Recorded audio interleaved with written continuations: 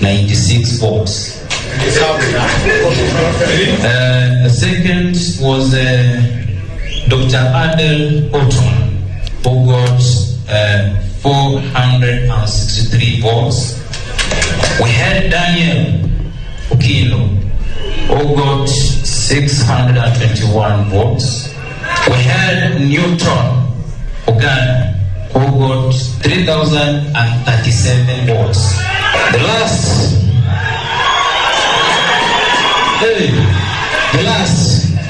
is Boyd Wary, 18,000.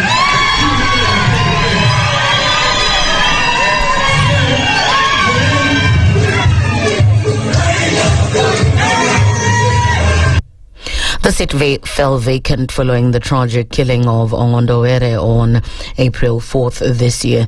Interior Cabinet Secretary Kipchumba Murkomen has threatened to deport individuals who were caught violating the Kenyan flag days after several foreigners were caught on camera desecrating a flag during the Kenya Police FC and Mogadishu City FC. Murkomen warned that mocking or joking with symbols of national unity, especially as a foreigner, is a sign of disrespect to the host country.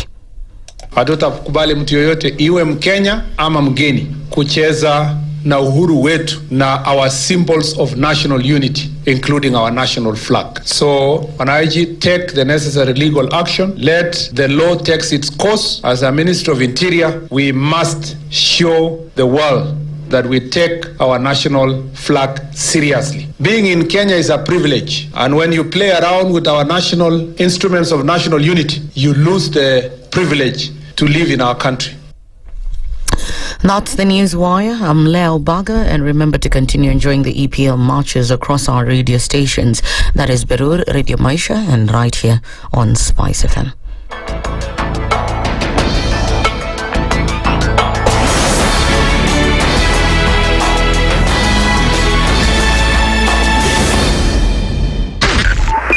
.5 Spice FM, Kisumu. The following takes place from 6 a.m. to 10 a.m. every weekday on Spice FM. If we just gloss over issues and hope that time heals, then we might find that in generations to come, we might be back at the same situation. And the whole thing is born of stolen elections. Spice. When it comes to the decisions you make, you must be independent. There's no way you can allow one institution to dictate to you how you're going to conduct your operations, how you're going to decide cases. It's a no. When you weaken the institution to the point where they cannot take action, then you realize that politicians have to come up and now start dealing with the issues. That conversation has to die. Our politicians do not like the hard stuff. We must insist on the path of doing things right, whether popular or unpopular. Money changes hands. That is a fact. If you have political goodwill at the highest top, like in Rwanda, then corruption will be an issue of the past. If you don't have political goodwill at the top, we will pass laws, we will amend laws, we will continue passing laws and re-amending laws, and nothing will happen. This is the Situation Room, the only way to start your day. Good morning, and I love your show. Thank you. Having come from a Kikuyu radio background, I migrated to Spice because of the content. I was born in a slum, but somehow I got a break in life. So sometimes when you see the sweating coming out because of the passion and whatever it is, behind the noise, there are people. And we share the same umbilical cord. It shouldn't be like that. I am so disappointed. We used to tell Honorable Raila Amolo Odinga that he's doing politics of conmanship. And even President Uhuru Kenyatta, serikali hii ndio iko na conmanship ya hali ya juu. You cannot promise people that you reduce tax, then you double. In politics, there is the issue of trust. For you to turn around and then stab the same people who gave you that trust, there is no other level of dishonesty. Imabo, utaona dunia tu. The Situation Room, Kenya's biggest conversation. One of the things that are ailing our country is negative ethnicity. You find you as a state of, instead of thinking as a Kenyan, you think like a tribal person. Let me tell you something. The biggest problem we have had in this country is a leadership deficit. There is nothing that you are going to do in the process of change if you are not a risk taker. So So you really have to pursue your vision to a logical conclusion and even be ready to step on people's toes. When it comes to the economy, you can run away with it. They say statistics are like bikinis. They reveal a lot, but they conceal the vitals. And so government people would throw statistics at you and tell you they're revealing a lot of information to you, but it's really concealing the real vitals. We need to get out of that, because when we want to grow our democracy, one basic thing that really requires to be understood by the political class, by all of us, is institutions are critical. This is the Situation Room, the only way to start your day. In this country, 6 families and 8,000 Kenyans control 90% of the GDP. We are not a country. We are a plantation. We work for Ruto. When you're telling the judges court orders are papers or they will not obey court orders, they're sitting and you're seeking orders from them. So how are they supposed to interpret it? Isn't it an oxymoron? When you see a judiciary that seems to be under some control somewhere, you start questioning. We have very powerful governors, but they don't use their offices to serve the people. If you are not shameful to do what you are doing, why should we protect you? I'm human. Everybody's human. So when you're told, kuja tuongee, I mean, you'd be a fool to say, stagi kuongea. Conversations have to be had, you know? People in leadership should only go into leadership if they are ready and willing to change the lot of the people. The Situation Room, Kenya's biggest conversation. If we just gloss over issues and hope that time heals, then we might find that in generations to come, we might be back at the same situation. And the whole thing is born of stolen elections. Spice. When it comes to the decisions you make, you must be independent. There's no way you can allow one institution to dictate to you how you're going to conduct your operations, how you're going to decide cases. It's a no. When you weaken the institution to the point where they cannot take action, then you realize that politicians have to come up and now start dealing with the issues. That conversation has to die. Our politicians do not like the hard stuff.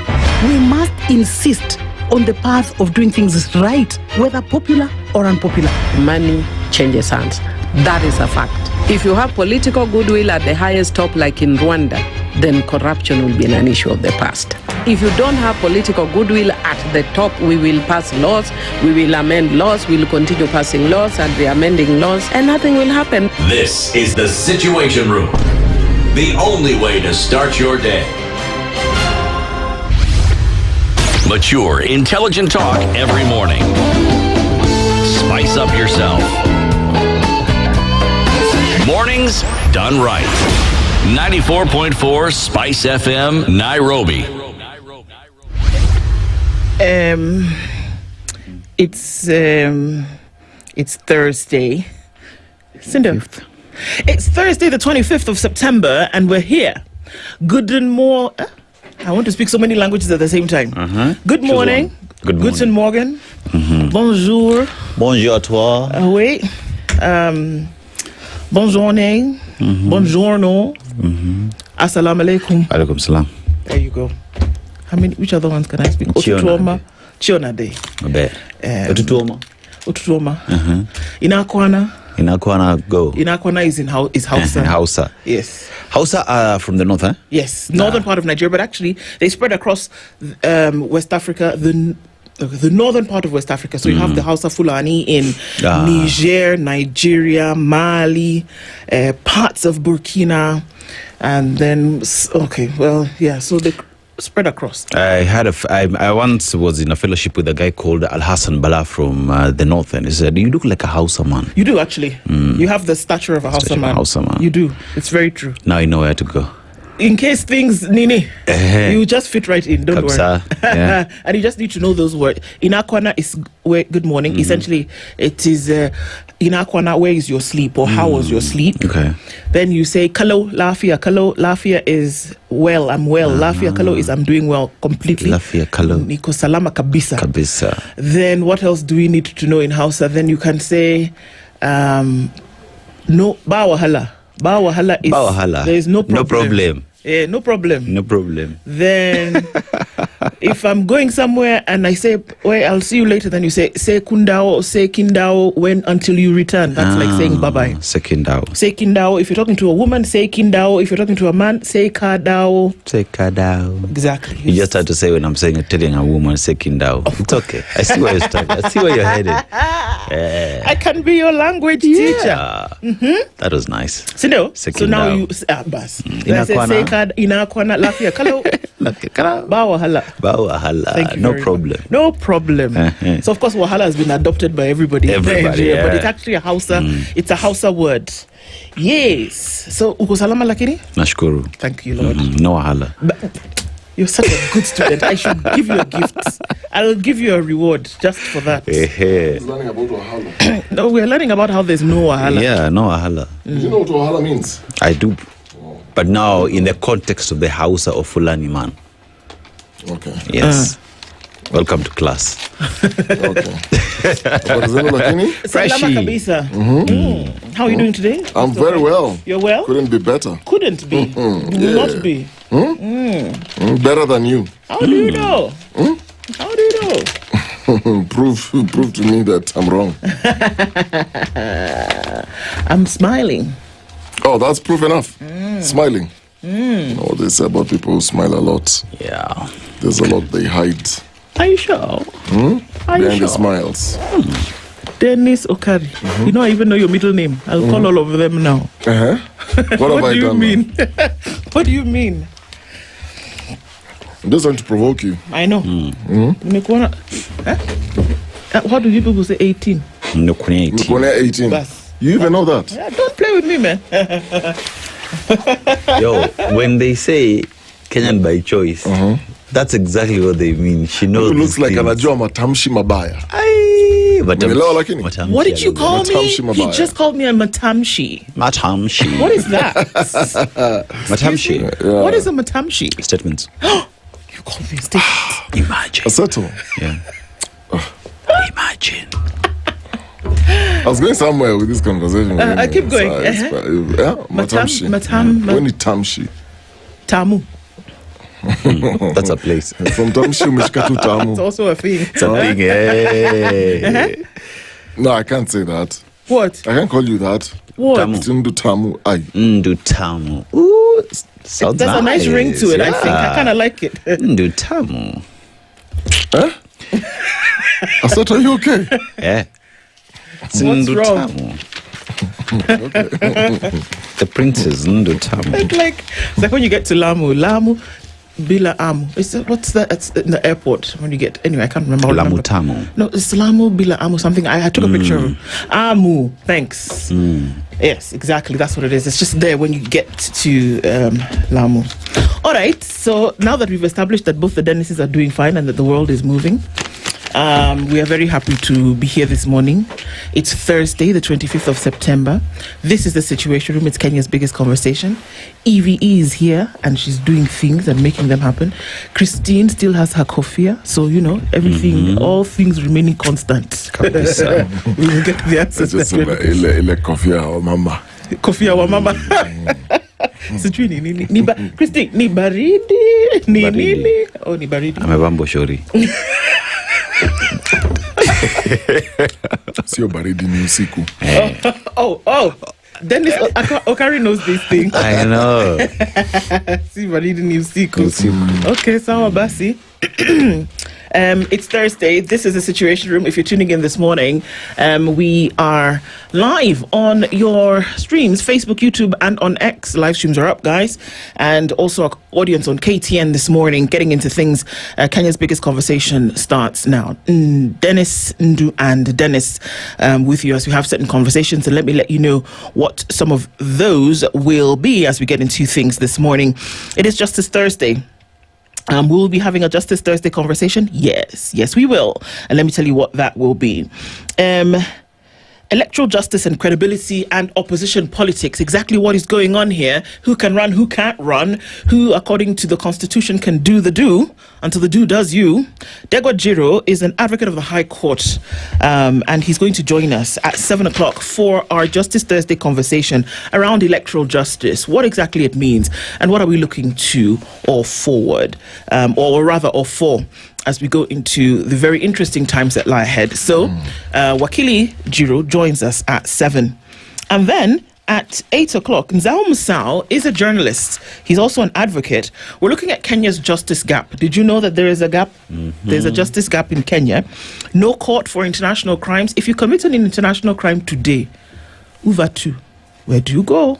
It's a question. Nzao Musau will join us at 8. And then we'll round up our conversations today at 9 o'clock with Professor Humphrey Obora, who is the World Talent Secretary General and the head of missions for the Gates Africa Education Group.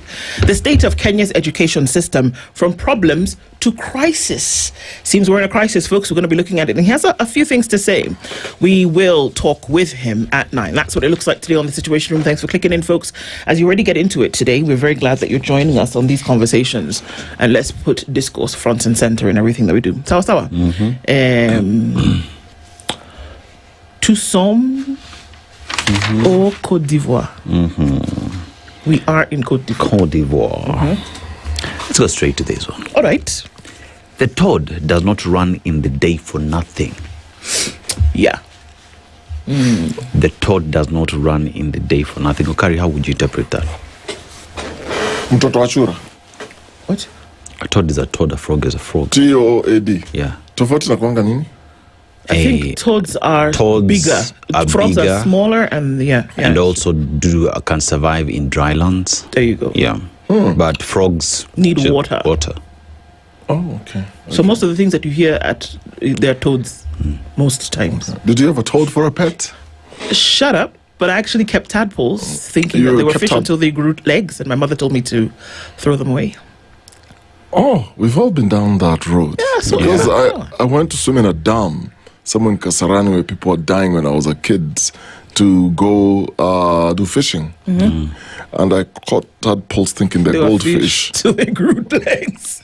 Thinking they're goldfish. Yeah, because I used to see aquariums in movies.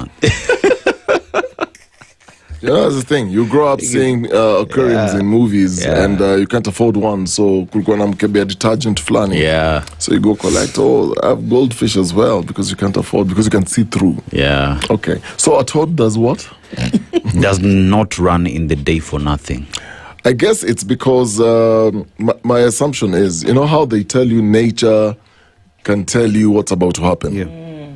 So when you see birds swirling in a particular way, or you look at the sky and you see a certain way they're moving, it can tell you that birds. Yes. Loco pango.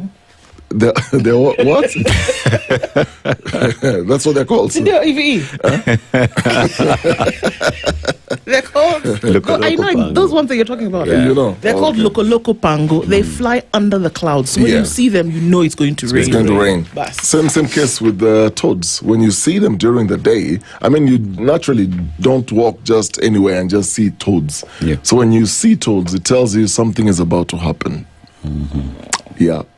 It's true. I agree with Okari. You agree with Okari? Yeah. I agree with him too. Thanks. Yeah. Signs come before manifestation. True. You'll always, things don't just happen. You know how they say, then really no accidents in life, no coincidences. Yeah, because I think when you think about toads during the day, they are in the hiding place. They only come out during the night to feed and whatnot. So if you see a toad during the day, the hiding place, something has happened. Exactly. There is a reason why they're running away. So perhaps maybe it's an indicator for you to as well start moving. True. Yeah. Absolutely. There's something they say in Ukambani. There are places where, there are particular places, especially when you go to these hilly sides, and all of a sudden you see snakes around your house. It tells you either somebody is burning a bush there, or the forest is burning, so they're running away and they're trying to find a place where they can hide, and so they get into people's homes. Yeah. Yeah. There you go. Animals are very smart. Very smart. Very. So it gives you an opportunity to, I guess, prepare based on what you have seen. Yes. Or the things that are not normal tell you that something else is going on. Okay. Yeah, for sure. I agree with that. And then looking into things this morning. Good morning, everybody. And as you're clicking into the room today, let's just take a moment to acknowledge your presence as we do. Peter Kiari tuned in from Mombasa and says, if you woke up healthy today, you're already having a better day than many people. There is not much to complain about. Be grateful. Indeed, I agree with you 155%. Jimmy Monothi is tuned in this morning and says, good morning, Spice family. Don Sabwa says, the New York escalators malfunctioned. And then what happened? Just as Trump stepped on them. In Malawi, we call malfunctioning Kusagwira Bueno Nchito. Now, you've asked somebody called Miriam to say Kaswigwa. I don't know who Miriam is, but let's wait for Miriam to say that. Okay, Don? All right. Aguto Ogembo says, good morning, Team Spice. Robert Mbogo is tuning in this morning from Mombasa. Hisa Daniel says, good morning, Spice. Aseto, do you think Baba will stand with President Ruto till 2032? Time will tell. Okay, good answer. You're saying the weather is fine in Naivasha. I love Naivasha weather. Woo. Like a time like this. Hey. Rogers Nyange says, good morning, tuning from Voi. Lanette in Nakuru is where Lyric Cluster is this morning. Agola, bonjour mes amis, bonjour toi. Good morning, Spices, says Isaac Ali. The only thing rising faster than our inflation is Ruto's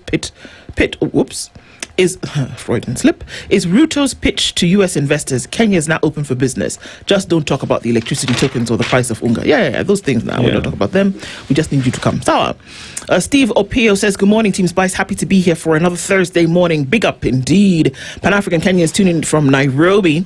Chiboli Shakaba tuned in. Ndu and Double Dennis here for your Spice of the Day. Karibu Sana. Tibbs Muge is also tuned in this morning. And Josh Willie says, good morning from Imali. Where is Imali again? Over here. Upper. Okay. Okay. Dr. Venvic says, good morning from Chuda in Mombasa. Eric Owar is tuned in as well this morning and says, good morning, guys. Fred Okumu is in Brazil. I'm just confused because people tell me London and Nico Hapa to Mbele and Naivasha. There's another London, I don't know where. Then people tell me Cañada is just here in Western. So, Brazil yako ni gani? Is it the one for Sao Paulo? For real? Ill. You need to be put in the naughty corner. Duke FX says, good morning. Remember, we register voters from the 29th. That is from Tuesday. What's today's date? 25th. 26, 27, 22. Monday the 29th. Go and register as a voter in this Kenya. Lord knows we deserve better and accountable leaders. This is what Duke FX is saying. Good morning to you, Karibu Sana. Bwangi Juma says, good morning, Spice. Tuned in. Family Mkoje, Tuko Salama Kabisa. Rose Grace is tuned in and says, blessed Thursday to you too. Good morning, Christina. Brian Rono says, mute. Mute what?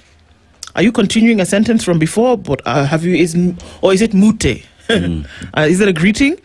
My princess, good morning. Everything seems to have failed. Health, education, energy, security. And how can anyone say the economy is doing well? Still a questiono. David Mangera says, good morning. Okari and Aseto and Ndu. Iko chocolate, imebaki, come for it. Mwenye chocolate atuambie. Tunangoja. I gave out the chocolates. Mwenye chocolates ni nyinyi. We call you touche. We call you Willy Wonka. Have you read the book Charlie and the Chocolate Factory? Willy Wonka is the guy who made the chocolate. So your name is Willy Wonka. Bring chocolate for people. Sisi ni wakulaji. Walaji. I am not a walaji. Okay. Jeffrey Nichols says good morning. Jeffrey Nicholas said good morning. Brian Rona, we see you. Good morning. The sisters Hamjambo, Sikum Jema. Hello, Princess Ndu, Dennis, and Aseto. The UN resolution must be honored except for health and education and agriculture in funding and implementation. So usually what happens at the end of UNGA is that there's a resolution that countries come together and say, okay, on this, and this, we have agreed that we must do. It's usually at this UNGA that we see that, they say, okay, it was the MDGs then became the SDGs, and then as they come to every UNGA, they say, okay, fine, this is the resolution that we have taken, we will do 1, 2, 3, 4, 5. Yes. It'll be interesting to see now this resolution, how it will be followed by members of the United Nations. Jimmy Monoli says, good morning. Please ask Njiro what they will do if a voter mysteriously finds themselves being migrated on voting day. Okay, we'll ask. Mysteriously finds themselves migrating. That's interesting. All right. Carol Nyambura, we see you. Tunakupenda sana pia. David Mangera, a laugh is always a good thing, my brother. Stephen Sikolia says, good morning. Ken John Newton is tuned in this morning, watching from Kirinyaga. Hiyo top your white iko fiti. Asante sana. Ongani, but it's, what color is this? Aseto? Beige. Thanks. That's not brown. Light brown. No, that's beige. It's beige. Brown ni ile nini. Nyakera Shem says good morning. Nyareki Shem says good morning. Sorry, tuning from Kisumu. Ngani Malala says hi Dennis and hi Dennis squared. And do the toad must be pursuing something or something is pursuing it. This is true. Alicia Kiplagat is tuning from Masai Mara and feels like speaking jungle language. Which one is that one? ATL Love from Rwandia. Atlanta Love coming our way in Nairobi. Asante Sana. Party primaries and ODM. Painful. One to watch, I'm telling you. Morning, Wapendwa. Bamburi Tukolok, says Isaac Gilumba. And Thomas Osoro says, good guys, good to see you again. It's a good Thursday morning. Karibuni Sana Kilamtu. Thanks for joining us even as we get into these conversations today. Come along for the ride. Let's talk together, shall we? At this point, let's look into the papers and we'll take a look into the headlines. And we'll start on Kenya's bold newspaper, The Standard. And the headline is insensitive. Okay. Ooh. There's a picture of the president, William Ruto. And there's also a picture of a woman who was crying at some point, looking for her husband. Who's her husband? One of the gentlemen who was in the troops that went to Haiti. The family of slain officer Benedict Kabira was still pleading with police bosses and petitioning the courts for answers when President William Ruto dropped a bombshell at the UN General Assembly, declaring Kabiru among 3 Kenyans killed in Haiti. The revelation blindsided relatives who insist that they were never formally informed. For months, they had endured silence from the state, the Inspector General, and even the Attorney General's office. Now, they are left reeling, grappling with not just Kabiru's death, but a chilling reminder of a government that buries truth in protocol, forcing grieving families to learn of their loved one's fate from international podiums. Where? I don't know. This is the statement, part of the statement from President William Ruto at the UN General Assembly on the 23rd, which is a day ago.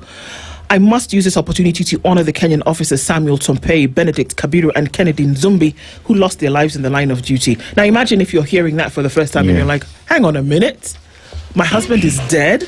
Well, I was not told? Yeah, that's where we are.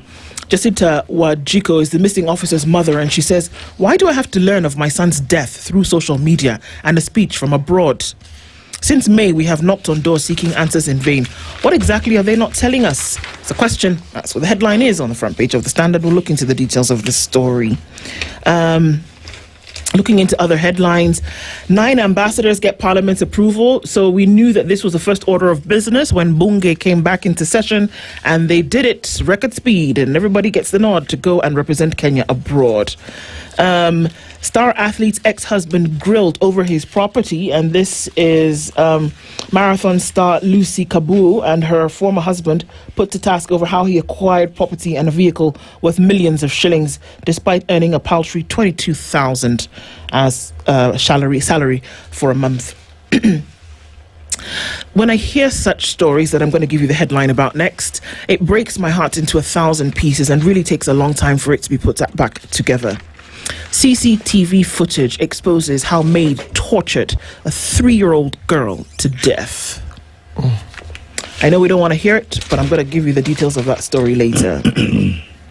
New video shows house helps last moments as kin demands justice. I mean, it's unending and it goes on and on and on. Matiang'i's rival meetings trigger loyalty crisis within the opposition.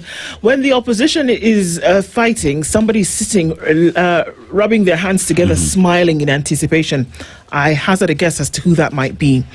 Political turbulence clouds Gachagwa's path. Does it though? Does it though? So guess whose door the government is knocking on to say a fair urgent 2000. It's the IMF. Kenya's gone back to the IMF. A return of bitter pill broke government rushes back to the IMF.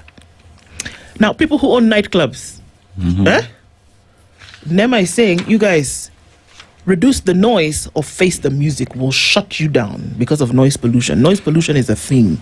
People can't sleep at night because you have your club doing boom twaf the whole night. It's about time. You know, what's your threats? Go shut them down. Go shut them down. Tell us. We've shut it down. Yeah. We've shut them down, and then now we can talk after that. Because the thing is, at the end of the day, these clubs obtain certificates from NEMA. They get the licenses from NEMA to operate in the first place. Yeah, so if they're breaking that law, what are you waiting? Why are you issuing threats? Shut them down. Yeah. So there's a new berth that's being built in the financial standard, shipping and logistics. KPA contractor races to deliver new berth amid growing congestion. Have you seen KPA when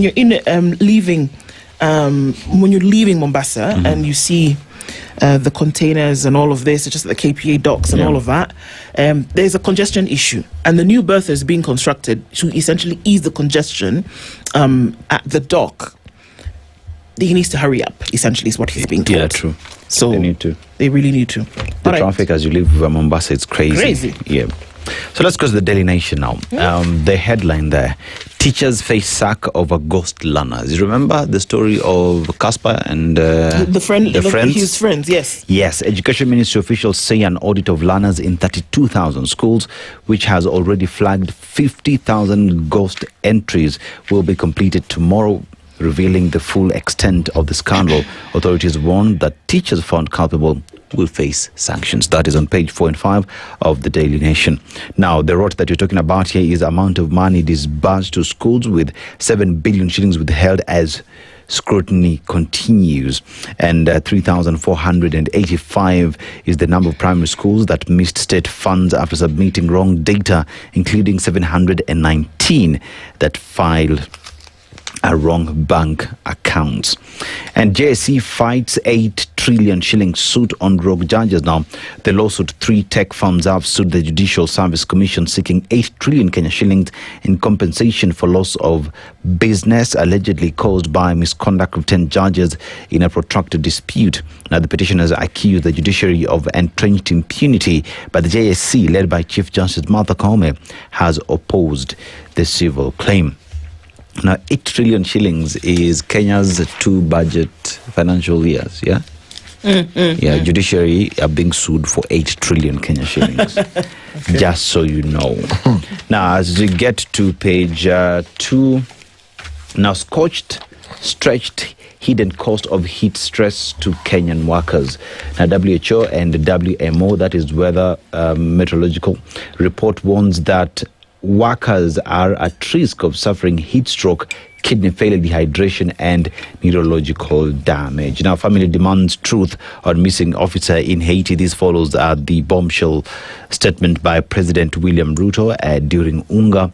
And Kenyan engineers global award win fortifies resolve to eliminate plastic. So the award comes with funding and mentoring, which Nguthiru, who is a climate engineer, says will help bolster production and create green jobs. So he's using water hyacinth to create packaging that he says decomposes naturally and enriches the soil. Now, Mushai murder, 4 have case to answer. 4 men accused of murdering former Kabete MP George Mushai, his 2 bodyguards and his driver 10 years ago, have been ordered to defend themselves. That is in the corridors of justice. Oh, hang on. Have these 4 accused been in jail all this time? Have they been on remand? For 10 years? Because for 10 years. There's so many. Yeah, there's so many like YouTube things. I remember there's one famous one that I watched of a gentleman who happened to be a cab driver at that time, right along Kenyatta Avenue. He picked up 4 fellas and he took them inside, I don't know where, Kabete. And he's, from the conversation, it said that, you know, he was actually carrying some of the folks who allegedly took Mushai's life. Mushai's life, yeah. And then he had to go into hiding for a very long time. His life just became, you know, something. It's interesting whether those gentlemen are still in, we'll find out. Have been in remand. Anyway, 10 years later. Wow, okay. Yep. The wheels of justice take time, eh? Oga? My time now? Yes, please, sir. So the Star, there's a poll that has been done by TIFA, which says Ruto and Raila parties are ahead of Rigathi and Kalonzo. 16% identify with UDA, 13% identify with ODM, 9% identify with DCP. So who's at the top? Sorry? Ruto and Raila parties. Ah, okay. Yeah, they are ahead of Rigathi and Kalonzo parties. I'll get into details a bit later. There's a picture there of grandmothers, Mtumba grannies, that's what they're called. 20-year fight for justice. A photo of... it's a very sad story because Wilson Mitumba Women's Group grannies went to Milimani Law Courts for hearing of their case. Wakafika kotini, there are quite a number. Kambua, their file is missing. And the case has been pending for 20 years. Has the file been missing for 20 years as well? Well, the case has been pending for 20 years. Hearing mentioned in the Songeshwa, tutasikiza kesi February 27th, 2026. Now, the dispute involves, of course, the group and the National Police Service. So, National Land Commission confirmed that the land was legally registered to the women's group. But the matter is pending before the High Courts. So, your guess is as good as mine. Let's go to the inside pages. So, President William Ruto's United Democratic Alliance remains the most popular political party in Kenya, according to the latest TIFA opinion poll. The survey indicates that 16% of Kenyans identify with UDA, placing it ahead of Raila Odinga's ODM. So UDA is more popular than ODM. Okay. According to this poll. Okay. And the Democratic Congress Party, DCP, is at 9%. So, they're looking at quite a number of things here. Smaller parties such as the Kenya Kwanza Alliance and Jubilee each attract 3%. So Kenya Kwanza is a party, it's an alliance. That's what I thought. So can they be put in this poll as well? They can't, because it's an alliance of parties. Yeah.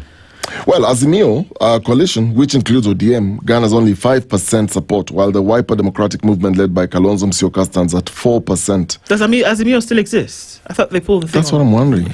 Smaller parties such as the Kenya Kwanza Alliance and Jubilee each attract 3%, highlighting a fragmented political landscape. Well, if that story is a bit off, or the information for which you're doing the poll in the first place is skewed, so then you have to question the results. Yeah, because question is, are you doing the research based off ODM as a party, or Azimio, or Kenya Kwanza, or UDA? Because a lot has changed.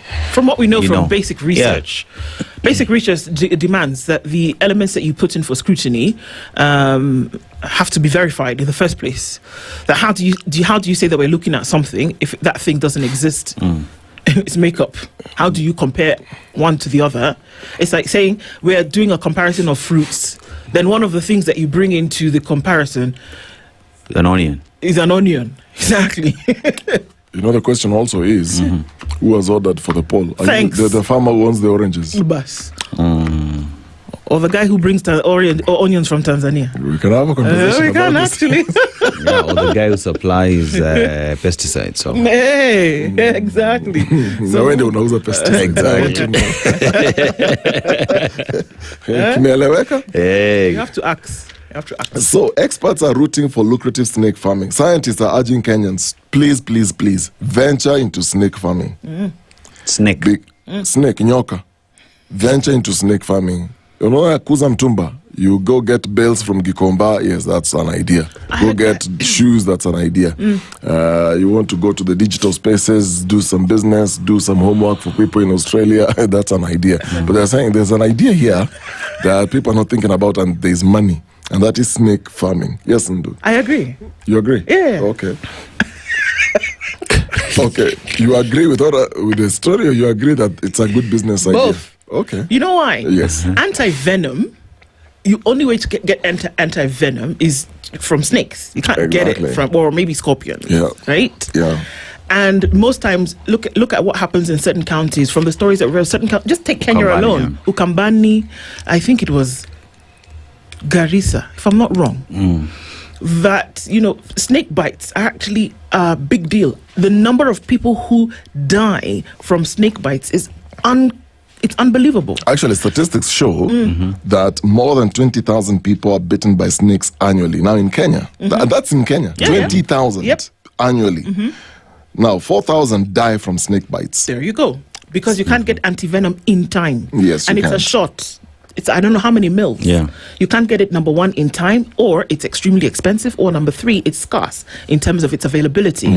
So if you're the guy who provides, if you're a chicken farmer, you produce eggs. You're a snake farmer, you produce venom. Yeah. So Kenya Wildlife Service Director General Erastus Kanga has said snake farming portends rewards. Na amesema this is an idea, and I like what you're saying. That's one of the reasons. Venom harvesting. Oh, there you go. The second one is tourism. So the question I'm asking, so today vile tumekaa hivi, you want to start snake farming. Unaanzia wapi? Unaambia Ebu, please, Ebu, hurry up. I have to slither away.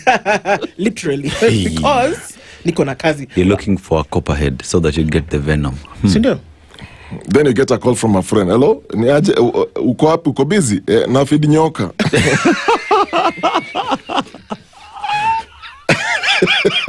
Or one got away. Guys, one got away. Ebu. Msitoke kwa nyumba.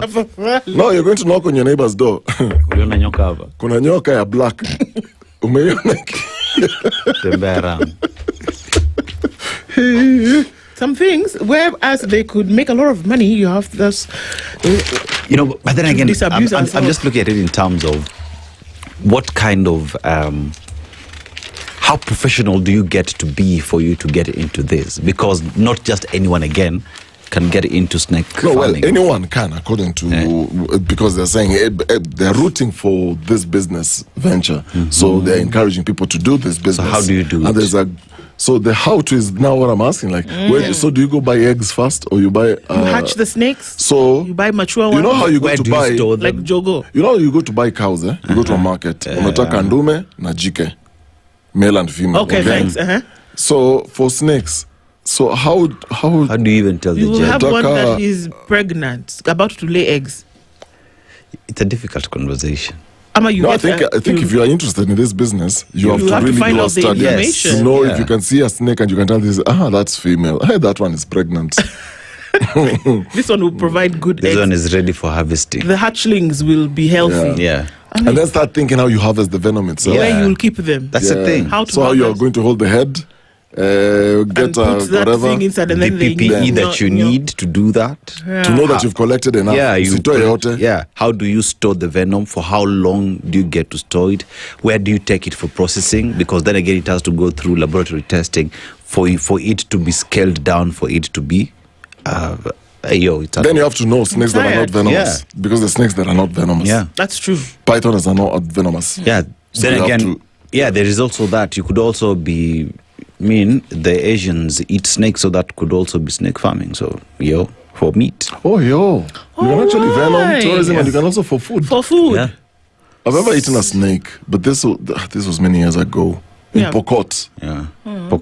I did a story on bandits and some you were hungry. The young warrior was just dragging a 7-foot python, I think it was. And we were also scared. They had shot the python 3 bullets to the head. That's how good those guys are with their guns. And so they started skinning the snake. So we are doing the interview. And you know how you get into a culture. I'm sure you've done documentaries where you go to a home and they're serving you food. And, it's respectful. You eat. Yeah. So in this case, they were just skinning this. They did it very fast. They put the skin on some tree to hang and dry. Then they started chopping now the snake. And at the end of the day, it looked like chicken fillet. No, fish fillet. Fish fillet. It actually looked like fish fillet. I couldn't tell the difference. Then they started roasting. They started roasting the thing. And I tasted. Was it yummy? No, it wasn't yummy. I think it didn't just have salt. Salt, yeah. I think because it was bland. In the bush. But, you should have asked for that for the skin. Look, hapo ungekuwa na belt. Ungefanya nini? Another belt kiatu. Sheepy bwana. Bro. Ya python. Exotic. Like ungekuwa hapa na bag ingine moto sana. Can I continue? Yes, please. So there's a story here. It's a very bizarre story. And this is my last story, I guess. Police in Moranga are investigating the death of a woman whose body was driven to Kangari police station by a taxi driver disguised as a parcel. Now listen to this. The taxi driver was disguised as a parcel? No. The body. The body. So there's a taxi driver who drives into this police station. Right. With a parcel. So the police said, when they're opening the parcel, so they find the body of a woman and they estimate the age to be between 40 and 50 years, wrapped in blankets and stuffed in paper bags. So these are like different parcels. So the driver is asked by the police, umekuja aje hapa? Then the driver tells the police he was ferrying passengers from Makomboki Center to Kangari Township on Tuesday, when he was stopped by a man dressed in a black hoodie and jeans. Now, this man allegedly asked him to deliver a package to Kangari stage, claiming someone was actually going to be waiting for that package. Akaweka parcel kwa boot, gave the guy the money. So, the guy went to the bus stop. The guy paid in cash, said, I'm giving you money up front, you go drop this mzigo kwa hiyo stage, kuna mtu anangojea. And then he pretended to call the person to receive the message. Oh yeah, I've given the mzigo, you ngojea, the gari ni white, blah, blah, blah, blah. Okay, fine. So the taxi driver reaches Kangari. No one showed up to collect the package. He didn't get the number of the guy who gave him the package, by the way, remember. So he's waiting, can't see anybody. Gets out of his taxi, can't see anyone. So the driver, and there was a passenger. He had, now, umetumwa na mzigo, but instead ya quest hiyo nini, and there's another passenger who was going the same direction as you, baby. Let's just go, yeah. Let's just go. So they are searching for the person who's supposed to collect. They didn't find any. So they decided, let's go to the police. The reason why they were going to the police is when they opened the boot, they were trying to lift him Zigo. Then they realized, hey, this thing is very heavy. And then they noticed it's tightly wrapped in a way that you cannot just easily unwrap. So suspicious, they drove to Kangari police station, where the officers then unwrapped the parcel. Inside, they found the body of a woman dressed in a red dress, but without undergarments, bundled in 3 blankets, assorted clothes, and 2 white sacks. A blazer with the logo of Gatanga CCM Secondary School was also recovered. The body was taken to AIC Githumu Hospital mortuary for identification. Now, the driver, his passenger, and the vehicle were detained as investigations continue. It's a bizarre story. Very, very strange. Because then now your mind goes in many different directions. Was it him who killed this woman and decided to pass it off? Was he given money to say, just drive it and take it wherever? What exactly happened? Who's this woman? You know, you start asking, of course. Let me tell you. Who's this woman? Was it somebody close to him?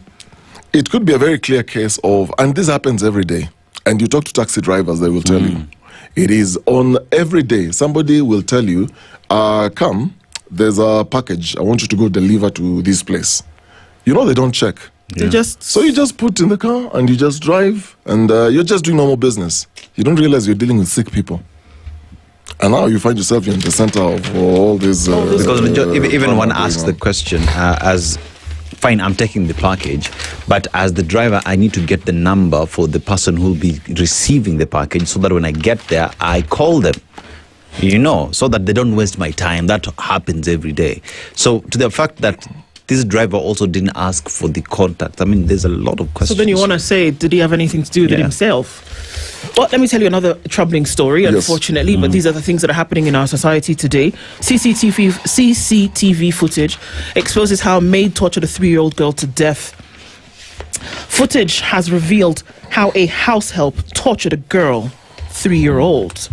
According to evidence presented at a Nakuru High Court by a forensic expert, Eunice Adhiambo is captured beating the baby in their house in Lanet Estate, Nakuru, on the 27th of July 2022. The clip played by Samson Ogutu shows the helpless Talia Wairimo being assaulted for over 5 hours from about 1 p.m. to 6:20. Hey, guys, I'm sorry, but just be prepared. Sorry, for how long again? 5 hours. 5 hours. 1 p.m. to 6:20. So please, this is disturbing, and I just have to give that caveat that it's disturbing to hear, okay? The camera captures Adhiambo going to the kitchen garden, picking up a pipe, and returning to the house to beat up the baby. She later throws Wairimo outside in the rain, hitting her head, and locks the door. At around 4 p.m., she removed her clothes and started beating her inside the kitchen. The child was unresponsive. 1 hour later, her cousin arrived from school. The nanny handed over the pipe to them, and they continued hitting her. This is what Ogutu told Justice Samuel Mohochi. By 6:20 p.m., the girl was unresponsive. The nanny is captured giving her medication, dressing, and going to hospital. Wairimu was under the care of her aunt, Cecilia Nyambura, who hired Avyambo. The baby's mother, Bendeti Wajiro, testified that she was away in Kiambu taking care of her sick mother when she learned of her daughter's death. January 9th, 2022, I handed my daughter over to my sister, who would remain with her until I am stable. We had 2 children, aged 9 and 6 then, and a house help, so I knew it was ideal for me. 27th July, 7 p.m., she received a call from her sister informing her that her baby had collapsed and had been rushed to hospital. I traveled to Nakuru and learned that my daughter has died. She was buried on the 30th. August 1st, her brother-in-law said, while reviewing CCTV footage, stumbled upon a clip that showed the baby being tortured. I was tormented seeing the nanny strangling the child in the sitting room, hitting her with a pipe all over her body, stripping her naked, before tossing her into the rain. Njeri reported the incident at the Lanet police station, prompting the arrest of Avyambo on the 3rd of August. A post-mortem conducted on the 11th confirmed that the baby died as a result of torture and strangulation.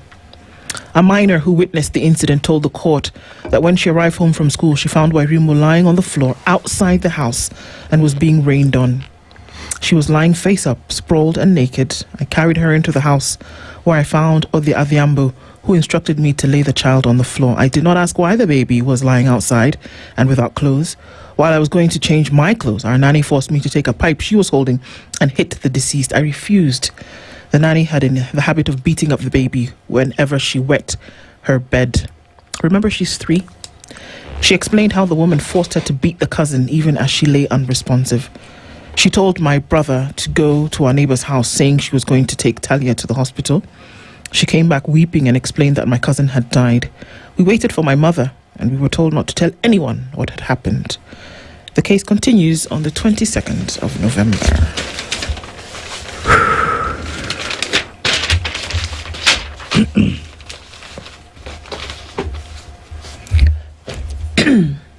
We've had these nanny stories, and they're all so horrific.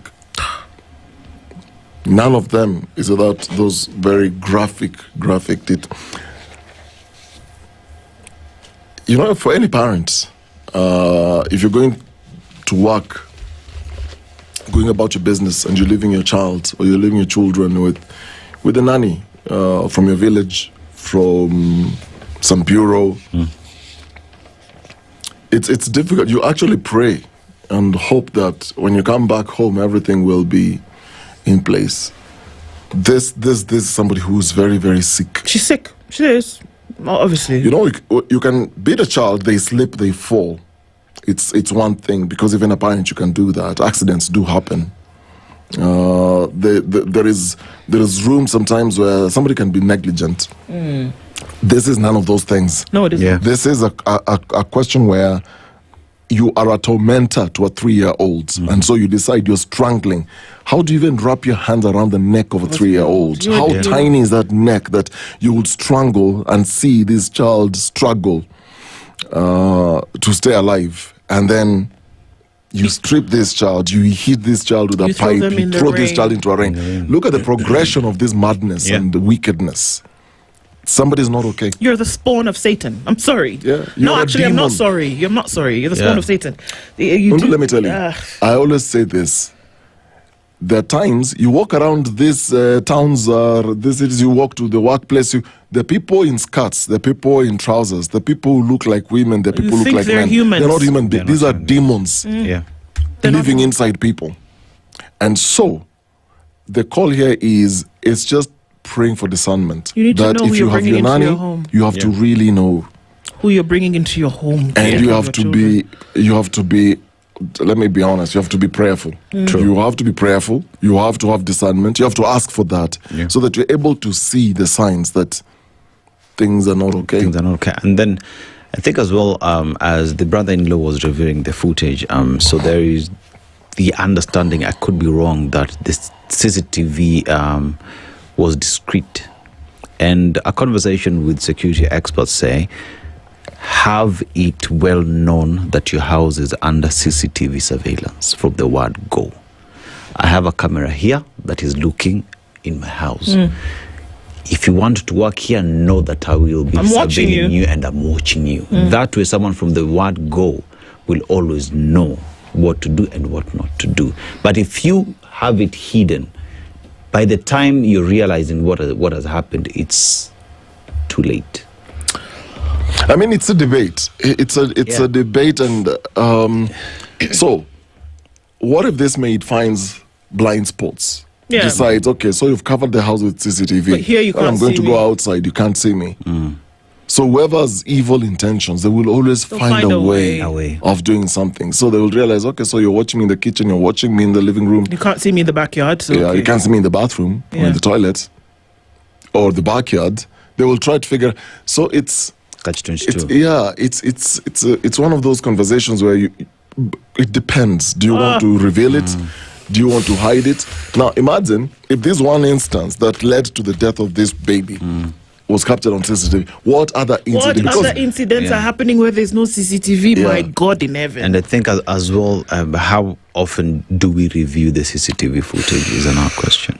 Because remember what the young one said, the cousin, that the nanny was fond of. That means it's something that had been happening. Perhaps the CCTV footage was not being reviewed. So then again brings us to how involved are we, and what is happening to children, babies that you don't know, and you come back and the nanny will pretend like everything is okay. What's happening to children? That there's injury unexplained.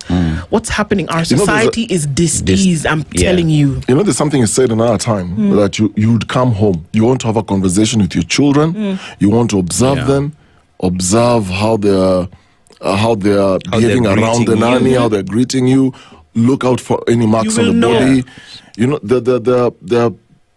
there are situations where people don't even know whether there's a mark or elbow. They will come find out a week later. By the way, what happened here? So because people don't have time to really watch out for the signs, then or you walk into the house and the child all of a sudden becomes clingy and doesn't want to leave you. Question is, there's something going on. There's something going on. That's where we are, guys. That's and this we are living in a diseased society.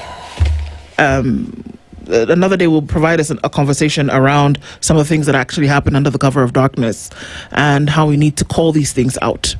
It's 7 o'clock. We're going to come back and start off with that story where many of you are asking the questions this morning. The two boys in the video that essentially seemed to defame the Kenyan flag, their arrest has been ordered for by the CS Interior, Kipchumba Murkomen. And let's see what happens with that story. We'll talk about that when we come back. Good morning. It's 7 o'clock. The latest news from around the world. 94.4 Spice FM.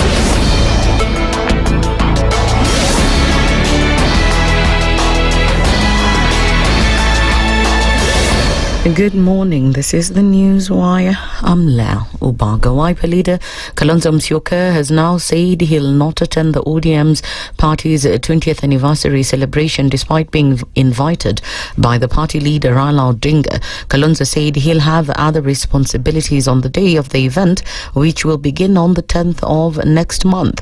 He added that he is ready to work with Odinga if he changes his mind and joins the opposition again. I wish them well. I gather William Ruto will also be invited as a founder member, but I will not be there. I hope I've answered you. No, I haven't answered you. There's nothing on the table. We have seen that. We have seen that. Therefore, it cannot. By the way, you realize I'm perhaps one of the principals. Of course, you know that. So I cannot jibu swala hilo. Tulisema Raila akiona mambo ni magumu kule. He's one of us. I respect him. I've said that. I respect my friend Raila Odinga. I've spent a sizable chunk of my own life supporting him and standing with him. Kalonzo has played down the possibility of joining hands with President William Ruto politically, dismissing rumors that he has been meeting with government leaders at night to discuss the partnership. Yani sasa mimi nitageuka niwe Kibaki. Wacha hiyo puzi bwana. Wacha hiyo puzi bwana. Are you in this country? Watazungumza. Wacha tu wazungumze. Ni Wakenya wenzetu hata hivyo. Wazungumze, wako na haki ya kufikiri. They have the right to imagine. They have the right to dream. If wishes were horses, beggars would ride. These are probably beggars. All right. And moving on, is Interior Cabinet Secretary Kipchumba Murkomen has threatened to deport individuals who are caught violating the Kenyan flag days after several foreigners were caught on camera desecrating a flag during the Kenya Police FC and Mogadishu City FC. Murkomen warned that mocking or joking with symbols of national unity, especially as a foreigner, is a sign of disrespect to the host country. Hatutakubali mtu yoyote iwe Mkenya ama mgeni kucheza na uhuru wetu na our symbols of national unity, including our national flag. So, wananchi, take the necessary legal action. Let the law take its course. As a Minister of Interior, we must show the world that we take our national flag seriously. Being in Kenya is a privilege, and when you play around with our national instruments of national unity, you lose the privilege to live in our country. Inspector General of Police Douglas Kanja confirmed that security agencies led by the DCI have kick-started an investigation to identify individuals who are seen violating the flag. I have already directed the DCI ya kwamba huyu mtu anakanyaga bendera yetu ya Kenya, bendera ile ilipiganiwa hapa mpaka tukapata uhuru yetu, si kweli? Hiyo anatucheza ama vipi? Na hatuwezi tukakubali kamwe. So the Director of Directorate of Criminal Investigation is under direct instructions from the Inspector General, none other than Douglas Kanja Kirocho, that he must move with speed and efficiency and ensure that that man is arrested and taken before a court of law. Alafu koti zetu siwanye kazi yao. Bendera yetu lazima iheshimiwe na kila mmoja wetu. Police in Nairobi say they are still investigating the mysterious death of a woman at a building she was working in Kilimani a day after Zaituni Kavaya's family received the results of a post-mortem indicating she died from blunt force trauma. A video footage paints a clear picture of the moments leading up to the incident. Kavaya is said to have died after falling from the building, prompting her relatives and the Domestic Workers Union to stage a protest demanding justice.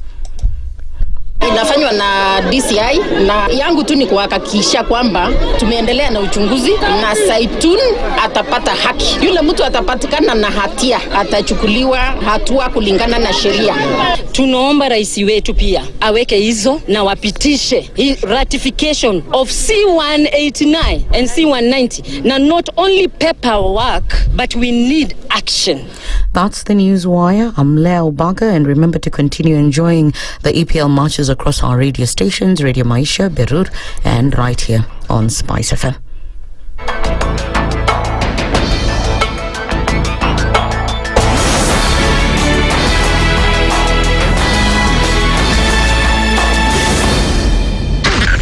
SpiceFM, Nakuru.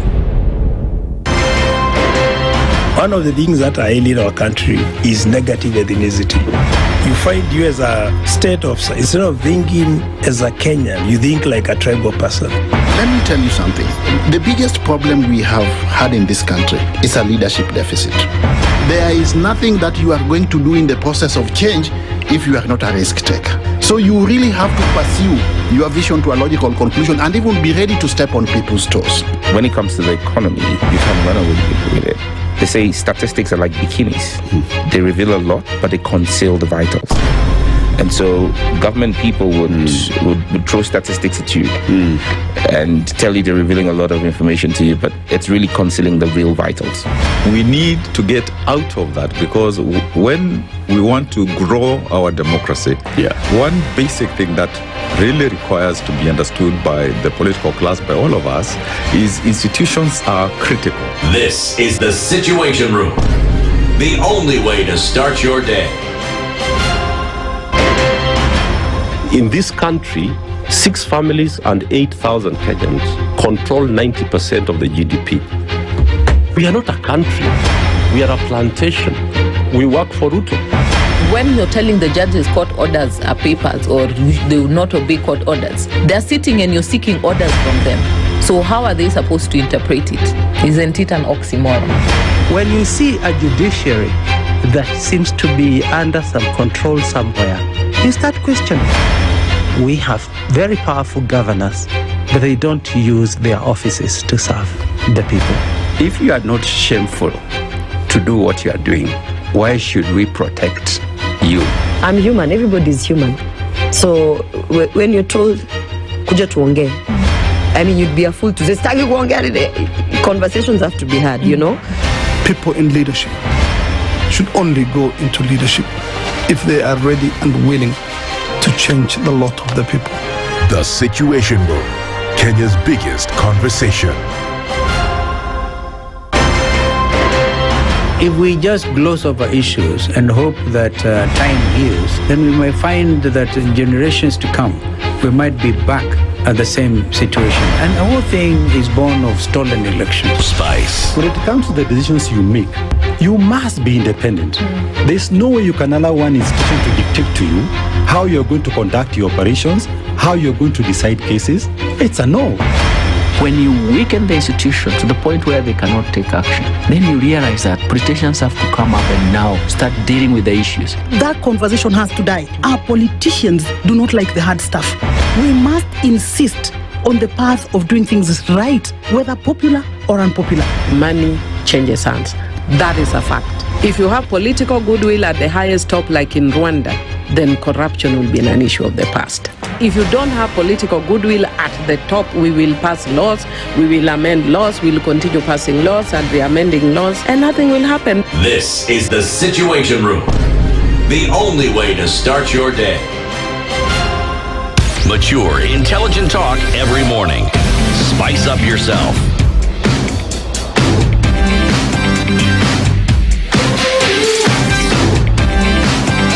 Mornings done right. 94.4 Spice FM, Nairobi. Good morning, and here we are into the second hour of Kenya's biggest conversation, the Situation Room, this morning at 9 minutes after 7 o'clock. It's this day, the 25th of September. Our Justice Thursday conversation starts now. And Wakili, yes, Degwa Jiro is in the hot seat with us this morning and already getting things off and cooking. Ama namna gani? Tuko salama sana, tuko site, tuko one term. Oh wow, okay. Okay. He has not started with gunshots. He started with bombs. Hiroshima, Nagasaki, one time. That's where we are. One time. All right. And that's where we are starting this morning. So wacha tukusalimia vizuri basi. Dennis is going to share today's proverb. Yes. And then we'd love to hear how you interpret it. Oh, great. Do you love chocolates? My son does. Your son does? Yes. So there's a high possibility that the chocolate that your son do have on regular occasions might have come from Ivory Coast. So today we are in Ivory Coast, one of the largest producers of cocoa, right? And coffee as well. They also produce coffee. It is bordered by Liberia, Guinea, Mali, Burkina Faso, Ghana, and the Atlantic Ocean. But let's go to the proverb today coming from Ivory Coast. The toad does not run in the day for nothing. The toad does not run in the day for nothing. How would you interpret that? Let me tell you that that's not just an Ivory Coast saying. Even us in Mount Kenya region, we still have it. Yes. If you see a toad running, if you see a toad running during the day, you must know there is danger somewhere. Yeah, because ordinarily you will not see toads just running like helter-skelter. There must be something that perhaps is pursuing it. Yes. And my interpretation is that when you see the standard saying it is insensitive, when you come and see the nation speak about Bingwa Mutharika one term, when you see people crying about the inability of SHA to sustain the health system, when you see the dawns on the strikes on our streets today and children at home, you know, when you see the collapse of the economy and the institutions created therein, then there must be a serious problem. The toad is running. Now, this toad is the Kenyan people. Yes. My interpretation. Okay. And of course, you might also want to connect that with with what has happened to our friend Chakwera. That there is a wind of change that is blowing across Africa. It's blowing north is what they're trying to say. Yes, it's blowing north. Not this. Is this way coming up? From the south? Yes, upwards, yes. Because at a time you were at Botswana, now we are at Malawi. The next destination may be Kenya. I can see it happening in Tanzania or happening in Uganda, but it's likely to happen in Kenya. Okay. Well, it's a whole thing of let's wait and see, isn't it?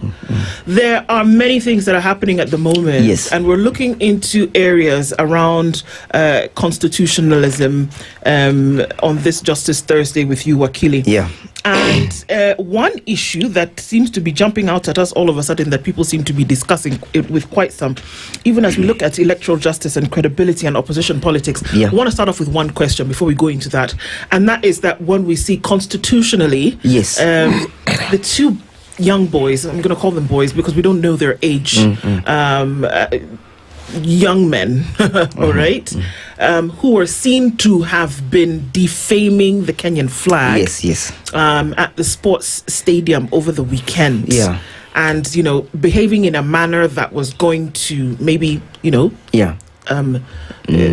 some there you go, disparage, disrespect, whatever the case may be. Constitutionally, is there a problem with the behavior? We've seen that the call for their arrest has been made by the CS. And he says, let the law take its course. Permit me to, first of all, bring greetings from my party leader, His Excellency Kalonzo Musyoka, and his partners, Rigathi Gachagua, Martha Karua, Justin Muturi, and Eugene Wamalwa. Okay, we have received the greetings. And they've told me when I get here, I tell you that upinzani uko chonjo. Na wako tayari. Okay. Now, I do not want to take that case as an isolated case. Okay. All the boys did. I want to take it as a situation whereby people are losing confidence with the state. The state has failed to live up to the expectation, to the legitimate expectation of Kenyans. While I do not think that whatever happened is right, while I do not think that the boys did what is correct, I am also a bit hesitant to condemn them. Okay. Because if you look at our constitution, it has created a right to self-expression, freedom of self-expression. What I do not know is that, and that right itself is not limited.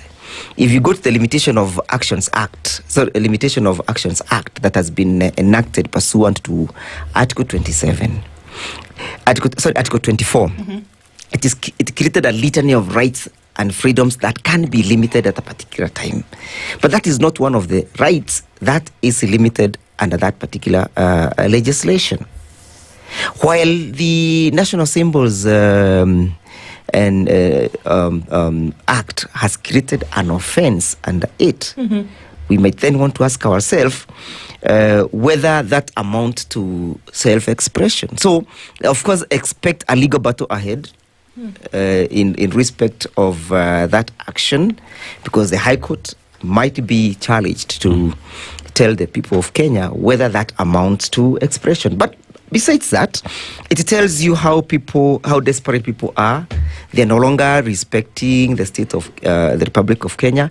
And this is not out of their own doing. It's because the state itself has decayed. The institutions in the state have decayed. The symbols of the state themselves have decayed. Remember, the national flag is not the only symbol of unity, including the presidency. And Article 134. Article 134 creates the presidency as a symbol of national unity. So if the presidency itself has decayed, what do you expect of other national symbols? He has failed to breathe life and confidence and respect to those other national symbols. Because if the presidency itself is as insensitive as the standard says, and by the way, the standard, you're doing the Lord's work, continue injecting the way you're injecting, what do you expect of the people? If there is no guidance and there is no resemblance of unity at the top, how then do you expect the people to respect those? Somebody might argue that's your own interpretation. Yes, everything is intact. The government is running. The president is doing his duties. Yes, he is doing his duties, and you saw the kind of the problems that he's having and where he has taken the country. Look at the way he's even trying to convene mpango wa kando uko pande ya unga. Mpango wa Kando meeting to try and convince people that he needs to be supported for this mission, for this botched Haiti mission. Look at when he was addressing the national, the UNGA assembly, his keynote address. I think there were only 3 or 4 people listening to his address. It tells you our sovereignty has been decayed as a result of Mr. William Ruto's inability to govern. Surely, Joaquin. Inability to keep national cohesion and international cohesion. The week around the General Assembly is a very busy one. Yes. There's a lot of filibustering that's going on. Yes. There are nations who are trying to get certain agenda being sorted out. People are talking to each other, one to the other. Yes. There are many sideline meetings that are happening with many international organizations. People are busy. Yeah. If somebody was not able to attend a meeting called for by the president of Kenya, does it mean that they're undermining sovereignty or that they were busy? They are not undermining our sovereignty, only that they cannot sit and listen perhaps to Mr. William Ruto address them. It is Mr. William Ruto who has lost the international clamor and the international clout. And when William Ruto loses the international clamor and the clout, the country of the Republic of Kenya suffers. He has not been able to push even a single agenda. Look, he leaves the country, goes to UNGA with an agenda of trying to see how the Haiti will be financed when we're already facing a drought. Instead of him going to push for agendas, an agenda that will be beneficial to the Republic of Kenya, he's pushing for an agenda to see how the Haiti mission is going to be supported. I have not heard him, and I have looked at his speech, I have not heard him addressing the pertinent issues that the Kenyans are suffering. One of the issues that could have been raised is the decay of the decay and the inability to respect human rights here in Kenya. Our sovereignty, we are being discussed at the U.S. Congress because of our behavior, our misconduct. So those are the pertinent issues that have eroded the state and the Republic of Kenya. So to me, the country is headed in the wrong direction, and we must re-engineer ourselves. And that's why I began by saying that Sisi took a one term. Somebody might argue, based on reports that we've been seeing, because you umetuma meleta salamu from the opposition. What is this conversation about? And I was very specific with the individuals that I mentioned. And I thought it should have pricked your conscience. But we know those individuals. Yes. They're what you'd call. And there are some that I have not mentioned deliberately. Like who? Like Fred Matiang'i. I have not mentioned. Why? I have not brought his greetings. Because he's not a man that one can look into his eyes and say that I trust you. And it's a high time we begin this conversation because we do not want to repeat the mistake of yesterday. You remember sometimes back I went to Kameme TV and I said that Matiang'i was a project. Yes, you did. And I now want to repeat the same situation and the same message. And you heard His Excellency Kalonzo Musyoka yesterday when a question was put to him by Kituko about how he views his partners. He said he's still learning him. He never associated with him when he was in the ministry, and he's now trying to take an opportunity to learn him.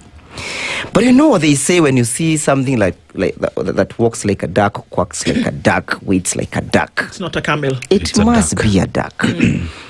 Now, look at the events and the unfolding events that led to the alleged unveiling of Fred Matiang'i as a candidate. First of all, he ran away from the country when there was an attempt to arrest him on corruption charges about the Ruaraka land. You remember? Oh, wait, hold on a minute. Let me take you through the memory lane. Let me take you down the memory lane.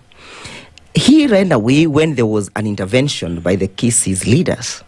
That is when he went to the New York, and he's now working with the World Bank. Then all of a sudden, hype is created in the media, and then all of a sudden a man emerges, I won't be the president. Remember, when he came back to Kenya, his case had not been terminated or even filed in court.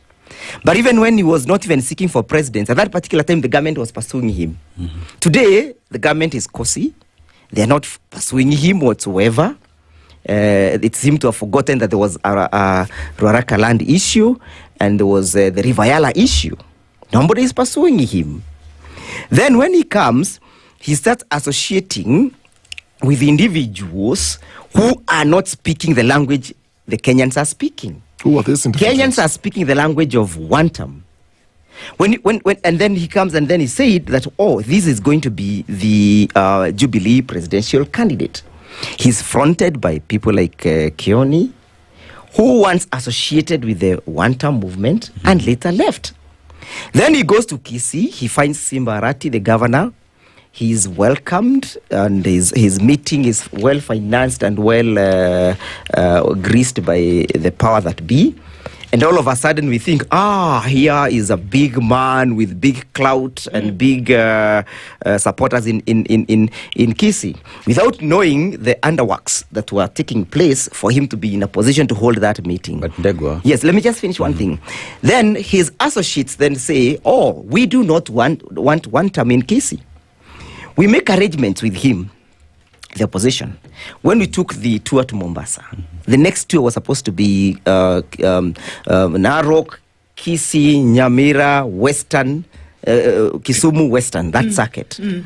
He was in the US that time. He said, okay, musifanye hiyo safari kama sijakuja. So we waited for him, only for him to come and cancel that trip. To date, you see him venturing in the mountain, but he has never ventured in his own, he does not want us to venture in his own town. Now on Monday, you can see what he has done. So we do not consider him as an honest partner. That must be said. Then look at what he does when he goes to Kajiado on Sunday.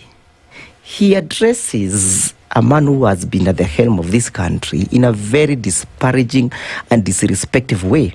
He says, mimi ni mfanyikazi, nyinyi ni watu wa mastori. You remember that thing? What he did? And then you wonder, you are a political novice, a political greenhorn, and then you want to lecture those people who have been here and playing the game?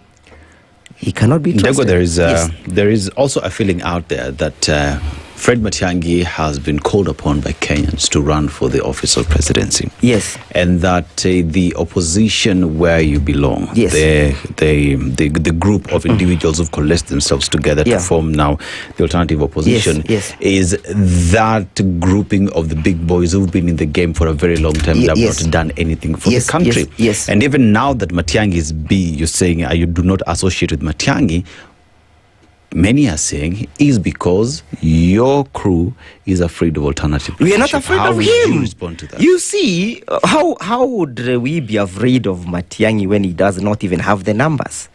What speaks in politics is the numbers. It's not the ministerial preposition or position that you held previously, is the numbers. And mark you, he has distanced himself clearly from ever mentioning that he was at the helm of the Ministry of Interior. That one he has completely steered away. He only associates himself with the Ministry of Education. At times we don't remind him, okay, even in the Ministry of Education, there was Ruaraka land. We don't mention and we don't remind him. But the reason why he has steered away from the Ministry of Interior is because now he doesn't want to have the demons of the Rivayala being reawakened. But we are not afraid of facing our opponents. We are going to form a formidable opposition that one has numbers. Number two, if he is with us, and we are not saying this because we are clamoring for any invitation. Jubilee has not invited any of its purported partners for the NDC for tomorrow. And obviously because we know the games that they are playing. We expect that tomorrow they may unveil him as their presidential candidate. But what's wrong with that? There is nothing wrong, absolutely. There is nothing wrong. Did he give any kind of indication that he was with you before that? Like I said, he's not be trusted. He has been attending meetings strategically. To find out what the juice is on your side. And perhaps to portray that he's together with the Kenyans. Okay. That's how he has been conducting himself. But because what will count at the end of the day are the numbers of the votes, as we are working to consolidate those votes. But we're also looking at the character of the person whom we are saying ought to be at the helm of this country. Because never again should we ever make the mistake that we have done, that we get a person who has skeletons in his crotchet to the helm.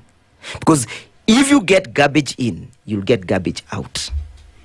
So if you have unanswered questions and resolved issues, we are looking at you in a very suspicious way. So, Ndegwa, Matiang'i was in the US. Yes. Well, right after the announcement of. No, he ran away. Use the right word. He ran away to the US after an attempt to arrest him and prosecute him. When was this? Right after the announcement? Yes, I think that was sometimes in 2023. Okay. Let's say he was in the US. Yes. You're saying he ran away to the US. So let's say he came back from the US. Yes, after being told, okay, wewe rudi ukuje ujaribu kuwaonyesha hawa watu wa Mount Kenya region that you told me about. Yes. Really, Ndegwa. Because I remember the powers that be didn't tell you that it's a project. Who was hyping for him? I even think that the NIS must have been involved in hyping his candidature. Okay, we'll get into that. So Matiang'i comes and he does a homecoming in Kisii. Yes. He goes to Kisii Stadium, and the Kisiis show up. Yes. And no, his meeting is organized for him in Kisii. Whichever way you look at it, Ndegwa. Yes, but it's Kisii even financed for him. But Kisii is his home. Yes. So he goes to his home. Yes. Homecoming, like every other politician does when they go back to their own backyard. Absolutely. Then people see the numbers. And then the question, okay, he's a serious contender, he's running. He was asked this question, I remember. And he was asked, so which party are you going to run with? And he said, he's actually having conversations with many. There are those there are different parties that want to quote him. So he's weighing his options. And my question, Ndegwa, is if he decides to go at this alone, what will be the problem with it? Why? There's nothing wrong. We even had Nyachai in 202. There's absolutely nothing wrong with him. Then why do you call him a project? The numbers will count. How do I associate him with government? I associate him because, one, you remember a while ago, whenever we would make an attempt to go and meet the people, would be met with a lot of violence from the state. For him, he has been joyriding and smoothly flowing. Number two, the party that is now purporting to sponsor him, Jubilee Party, when William Ruto came into power, had a lot of problems with Jubilee. They even created, staged a coup, a takeover coup.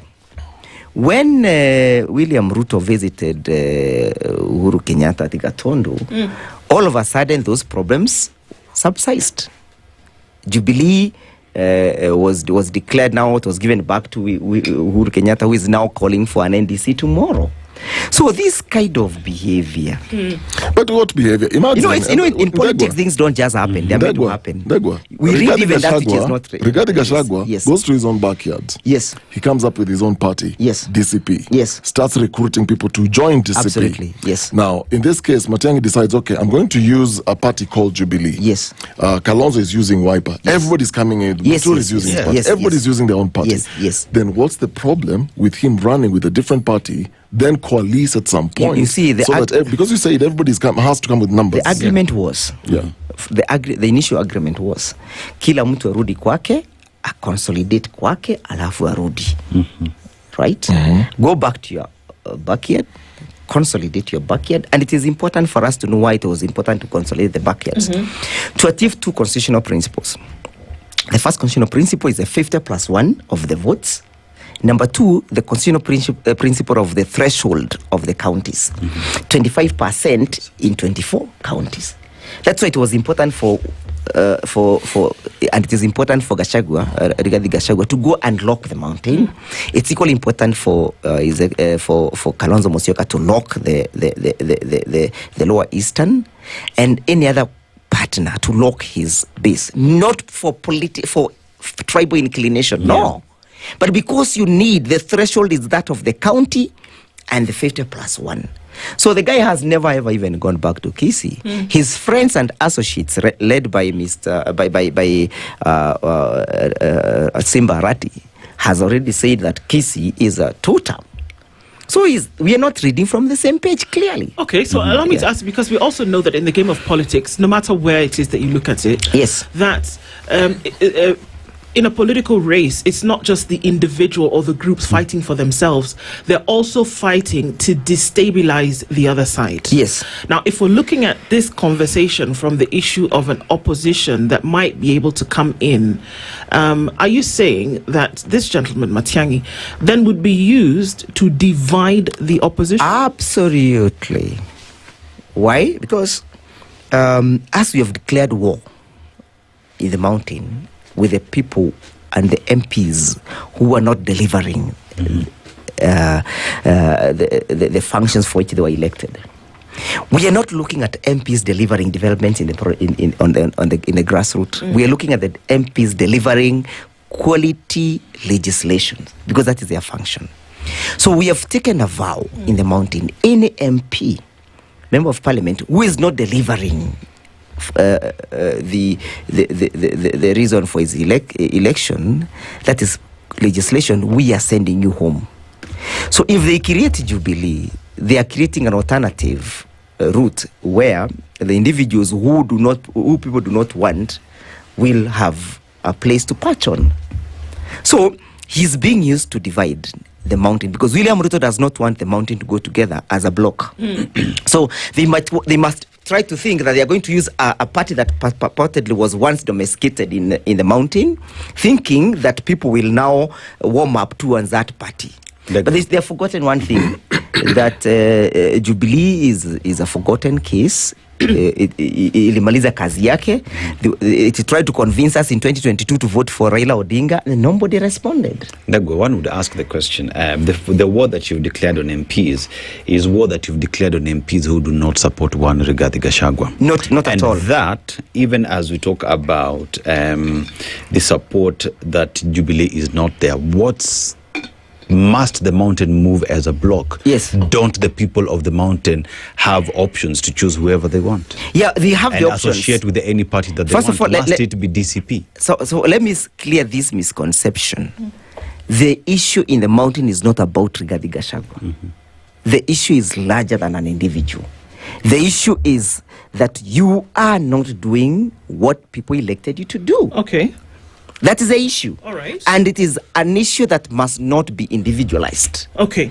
We must not look at it from the perspective of where Gachagua is today and where he will be tomorrow. If that's the case, it's a perpetual issue that will transcend and succeed Rigathi Gachagua. But just to answer your question, we have a right, but we're also guiding them that we must be careful not to make the mistake we did in 2022. It's a very expensive mistake. That mistake has cost the life of our children, the life of our youths. That mistake has cost our economy. That mistake has cost the degrading of our institution. It has cost our sovereignty. It's a very expensive mistake that must not be allowed to be repeated. But as I finish, because the mountain has a bulk of the votes, the votes that can tilt the balance in favor of William Ruto, we must be very careful that we nurture these votes carefully to make sure that the votes are wisely used to liberate this country. But Ndego, you talk about the mistakes that happened in 2022, yet that seems to be the same thing that you want to repeat, because you want the mountain to move as a block the same way it did in 2022. But you see now, we are telling the mountain, we are not just going to vote with our emotions, we are going to vote with our head. And that's what we are saying.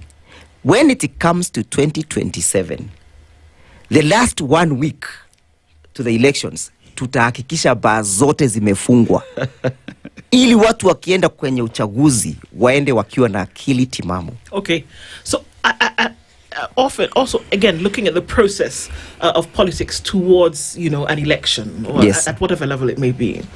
So is this coming together, this opposition, is it coming together to send President William Ruto home, or is it coming together to have alternate leadership. Absolutely. Because the two are not, they're not the same. I was waiting for that question, and thank you so much for putting it to me. We are uniting together to send William Ruto home. That's the first agenda. One term. Why? Because you cannot speak about abduction if William Ruto is still the president. Because he is the author, he is the perpetrator, he is the owner of abductions. You cannot speak about corruption because it is William Ruto who has brought the systems that are actually stealing from Kenyans. For example, the e-citizen. He's the one who stood and said every government department must transact through the e-citizen. As a consequence of which, Kenyans have now lost over 44.7 billion. It is Mr. William Ruto who found a functional NHIF and decided to do an overhaul of it and introduce SHA. Today, what is happening? People are dying, misery everywhere. It is William Ruto who found a functional help system, financing, university financing model that were workable. Today, they are not workable. It is William Ruto who is now selling our most strategic national assets. For example, the Kenya Pipeline Corporation. It is him who wanted to sell JKIA. It is William Ruto who has clogged the development of Konza City. It is him who has clogged the development of the High Grad Force Dam and the Thwake Dam. It is him who is allowing the importation of rice in Kenya when Nyamweya rice paddy farmers are now planting and harvesting. So our problem begins and stops at the doorstep of William Ruto. Therefore, to be able to bring reforms and restore the country to the path of development, where Kibaki left it, where Kalonzo left it with Kibaki, where Martha Karua left it, and all other partners, William Ruto must go home. So, in order to have that agenda fulfilled, yes, many are saying that if you don't have a united opposition, yes, then you're not going to then be able to achieve this thing. And we're already starting to see. We're already starting to see the cracks. Sorry, Wakili. Yes. That if Matiang'i, for example, was part of this larger group and was seeing that seem to slow off. Yes, yes. If he is a project, according to what you are saying, yes, then the projection would be that okay, well, let's do a little bit of something for you so that you divide the vote. The success. And then you don't have to. The success of. We're already starting to see. Gachagua already starting to say, okay guys, well, if I'm not the one, then am I going to remove my support? No, let me tell you, we clear this misconception. The opposition, the success of the opposition is not pegged on an individual. Do they know that? It is Do pegged, the individuals know that? Yeah, it's pegged on the unity of Kenyans. The majority of Kenyans are the ones who are now suffering as a result of the issues that I have indicated. So even if one individual goes, he does not go with the Kenyans. Kenyans are still there, waiting for reforms, waiting for change, waiting for liberation.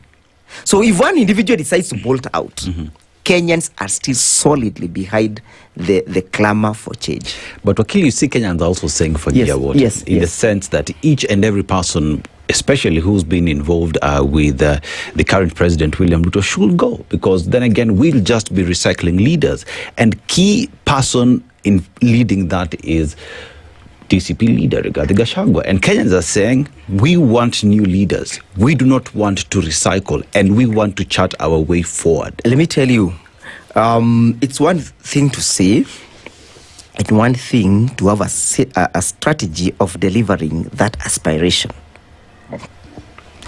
We must understand that whether you like it or not, the voting in Kenya will be influenced greatly by regionalism. Regionalism will have a great role to play in the Kenyan politics. And that is why William Ruto regionalized the mountain in his favor in 2022. So we shall first of all consolidate the votes from where we come from. And the votes and all those individuals at the helm, be it Rigathi Gachagua, be it Martha Karua, be it Justin Muturi, be it Eugene Wamalwa, be it Kalonzo Musyoka, those are just trustees of those votes. Because the whole community cannot negotiate. All right. The entire Mount Kenya cannot negotiate, and so it is even Western, and so it is even for Mombasa. So those are just trustees of those votes. There's a question that's swirling around, and of course, it's a Justice Thursday conversation. So it's necessary then to be able to ask this. Most recently, about a week ago now, former Deputy President Rigathi Gachagua talked about what he would do if he were president. Yes, giving people the idea that there is a possibility that he would want his name to be on that ticket. Yes. Legally, pursuant to the impeachment. Yes. Can he actually run can he run? President? Can I make it clear that our constitutional dispensation has the whole concept of presumption of innocence until proven guilty? That is one thing. Number two, it has created an appeal mechanism. And Article 48. Article 48 creates a right to access to justice for any person who is aggrieved as a result of an administrative action or as a result of a decision by a particular tribunal. So we are told if any person is discontented by the function or the outcome of an administrative action, the High Court has the jurisdiction to adjudicate whether or not anything said to be done has been done in accordance with the Constitution. That is Article 165, Clause 2, Clause 3 that says so. So the actions of the Parliament, that's the National Assembly, and the Senate are actionable before the High Court. And until the High Court makes a determination, that determination lies in appeal in the Court of Appeal all the way to the Supreme Court.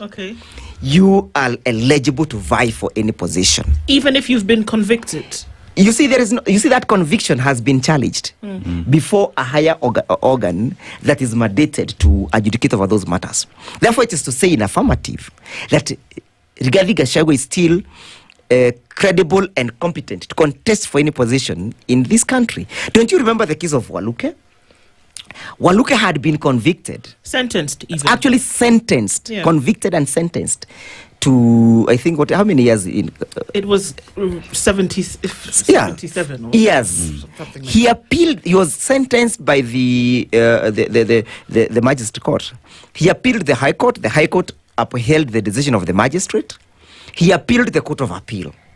At that particular time, when his appeal was pending, is the time he was elected as a member of Parliament. And there's a process that allowed that to happen. Yes. But even while that happened, what did the Chief Justice say? I believe she sat in that same position. Yes. Chief Justice Martha Koome said, it doesn't matter that the ruling holds. Whether you appeal or not, a sentence has been given, you've been declared guilty, you've been sentenced. But William, Martha Koome is not the judiciary. She is the leader of the judiciary. She will have to wait until that appeal is brought to the Supreme Court so that she can pronounce herself in the manner she so wishes to pronounce herself. But as at now, the statement that she gave was given just like the way Ndego is giving his opinion here.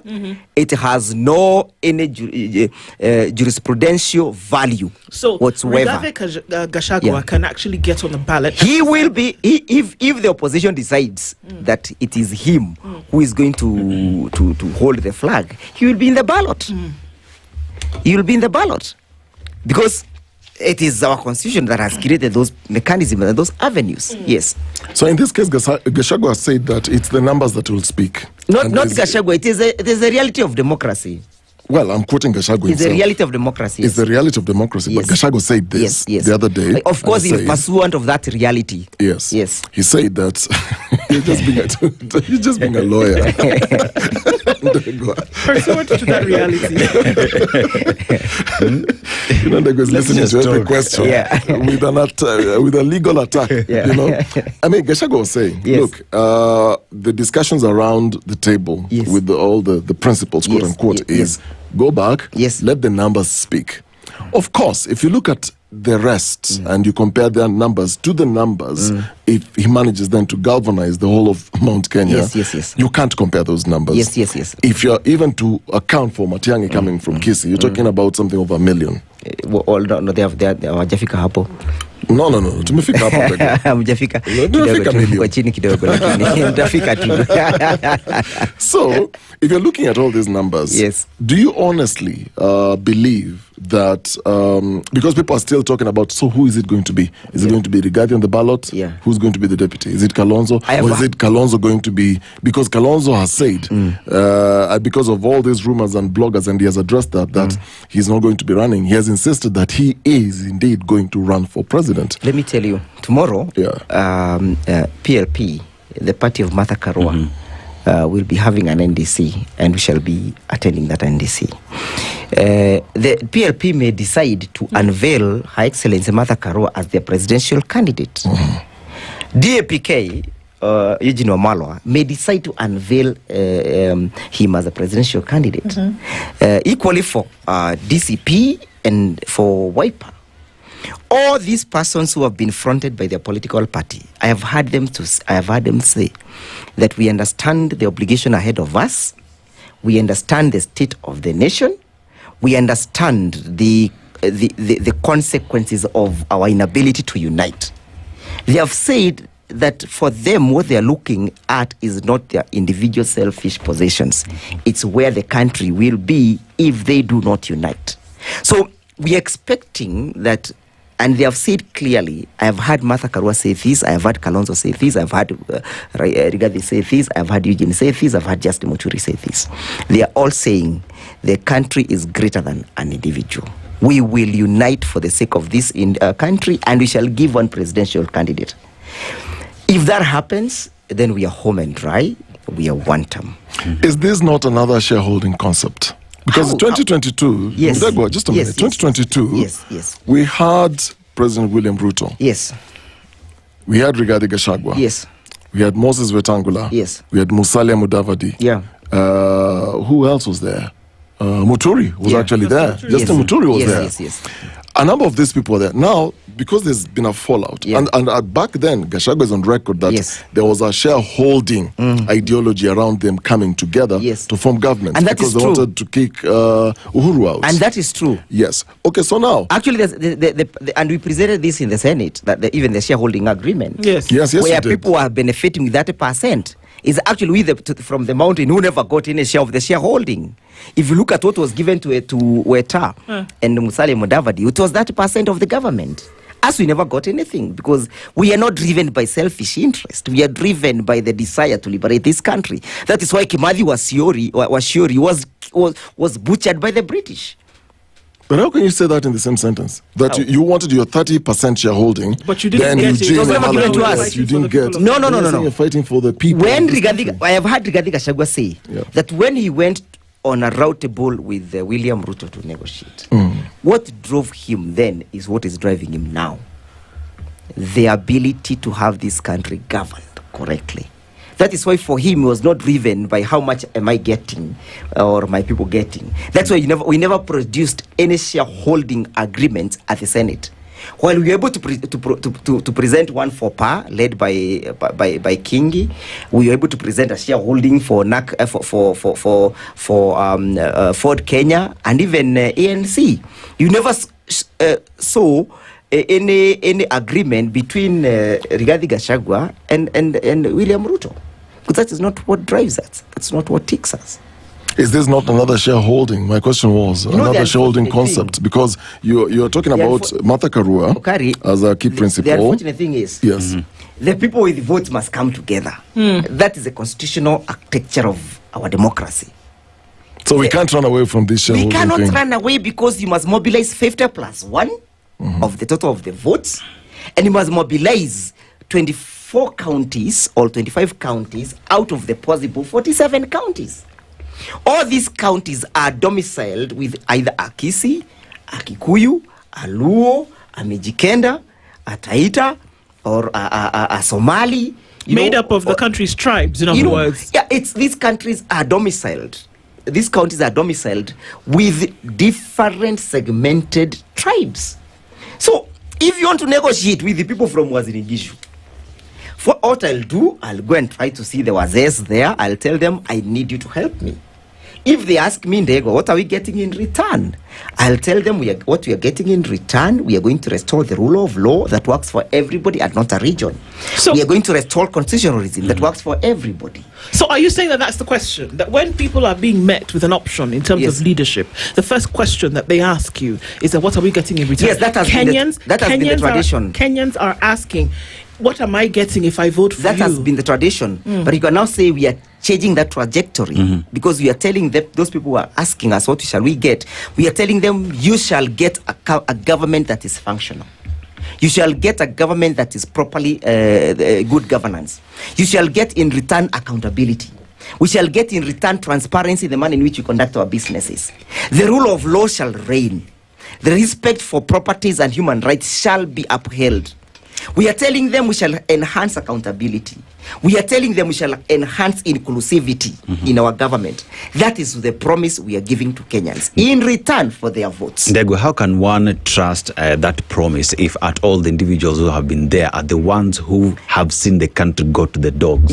How can Kenyans start and say, I believe so-and-so will bring constitutionalism if they were there when constitutionalism was being disrespected? You must understand one thing.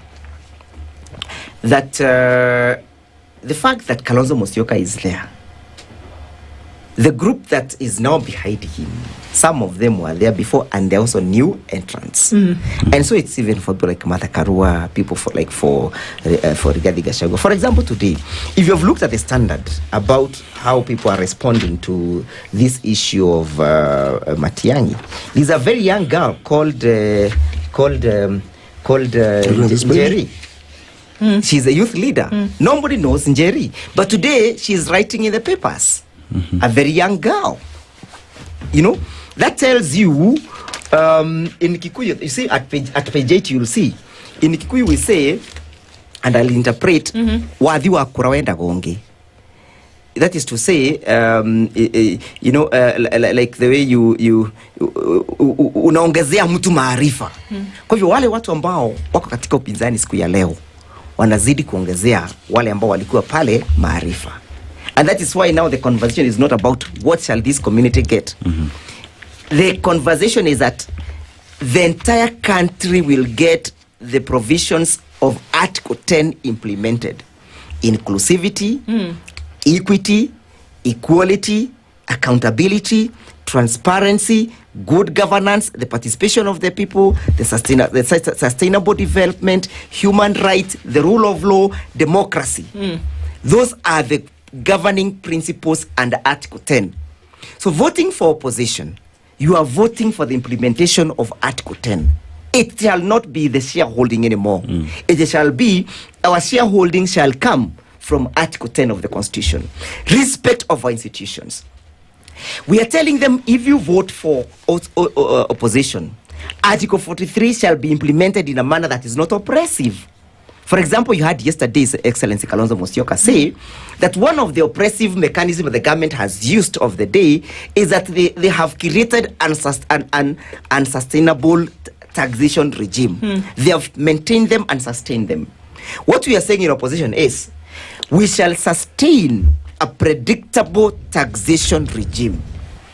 We shall not have a fluctuating taxation regime that today every finance bill is introducing different concepts of taxations. So that then any person who wants to invest in Kenya, we look at our taxation regimes, be it income tax, be it domestic tax, be it, you know, all those taxations. He will know for the next 5 years or 6 years, these taxation regimes are not bound to change. So you are therefore able to plan your financial plans in respect of a stable financing regime. So you'll not see people on the streets going to say, oh, sorry, tomorrow we are having housing levy, another day we are having these levies. Our taxation regime shall be predictable for a given period of time so that you can create stability in the taxation and in the business world. We are saying, if you vote for the opposition, the respect for the Bill of Rights shall be upheld. One of the biggest challenges we are now currently having is that our titles are no longer respected. Today you'll go at the land registry and you find that your title has been converted, has been changed, has been transferred. If it existed in the first place. And somebody has taken out a loan. So we are saying, You cannot create a democracy or excite investment if the investor is not sure whether the titles shall be respected. Recently, as like Okari, just one very important thing. Yes. A client from Bangladesh, we were consulting for him in our office, and we gave him very good advice. And then he put a question about the question of taxation. I told him, because I have a duty to tell him the truth, is that one, I cannot guarantee that this taxation is about to remain the way it is. It may fluctuate either in favor of the business world or in favor of government. He also, then he asked me, by the way, do people respect property rights in Kenya? I told him, today, the current regime that we have does not respect property rights. You may lose your property courtesy of fraud. Do you know what? He said then, if you cannot respect the Bill of Rights in respect to ownership of property, how then shall we come to invest? Because investments must be done on land. Degwa, I must ask you this. Yes. Because you've said some very, very nice, wonderful things. Yes. I've covered, I think, 3 elections. And every time you will hear, before an election happens, you will hear all these promises. It's all good talk. And a lot of times it's been very disappointing. Yes. We're all disappointed. And I want to point you to something. Yes. So these principles, regarding Gachagua, for example, because all this change that you're talking about is going to be brought about by these same people. By individuals, yes. So regarding Gachagua was first elected Madeira MP 2017. Yes. Kalonzo Musyoka was first elected as MP 1985. Yeah. Eugene Wamalwa, 2007. Justin Muturi, 1999. Yes. Martha Karua, 1992. Yes. So we are looking here. Gachagua has been in this business 8 years. Yes. Kalonzo, 40 years. Yes. Wamalwa, 18 years. Yes. Justin Muturi, 26 years. Yes. Karua, 33 years. Yes.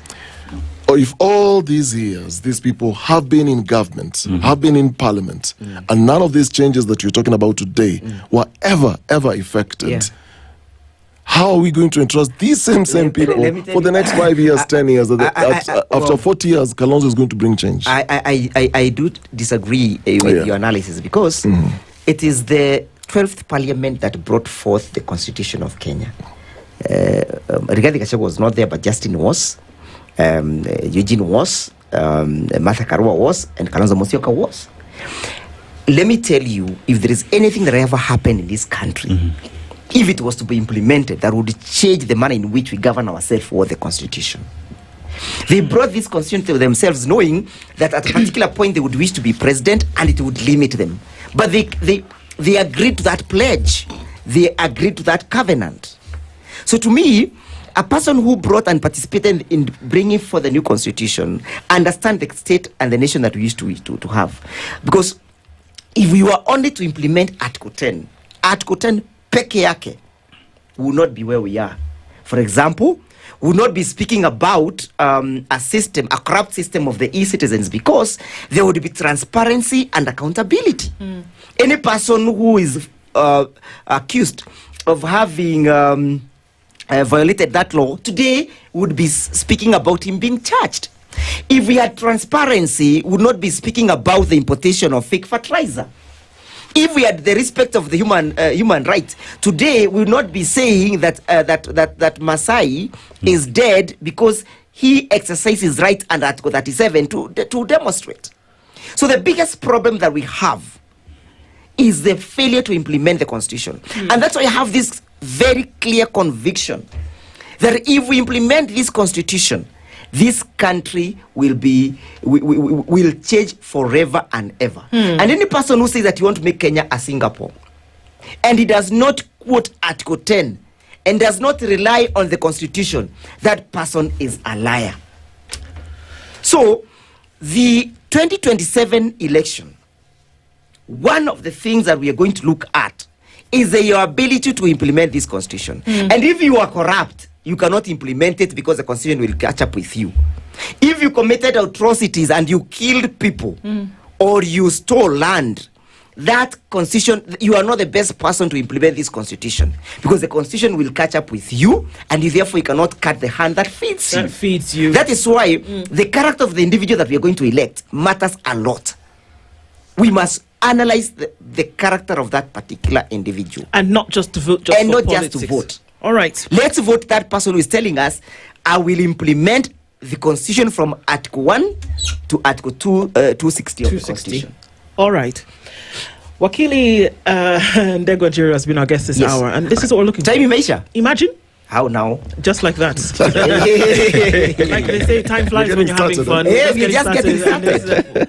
And that's why we have to do it again. So you have these conversations front and center to keep the discourse flowing and to keep it current. Yes. Thank you for being part of this conversation this morning. Thank you so much. And we'll continue looking into how this plays out, because there's some time coming. It's going to play out. Yes. So I've already given the Kenyans our manifesto. Okay. Our manifesto is the Constitution. Implement the Constitution. That is our manifesto. So according to what Wakili is saying, anybody who is not speaking about the implementation of the Constitution to the letter, you have no business engaging with them. Yes. That's the parting shot. And any person who has a tainted past cannot be the person to implement the Constitution. Because he cannot implement the Constitution because he'll catch up with him. He'll be an impediment to the implementation of the Constitution. Of the Constitution. Yes. Thank you very much. At 3 minutes past 8. Measure. Good morning. This thing need to be like 3 hours. The latest news from around the world. 94.4 Spice FM.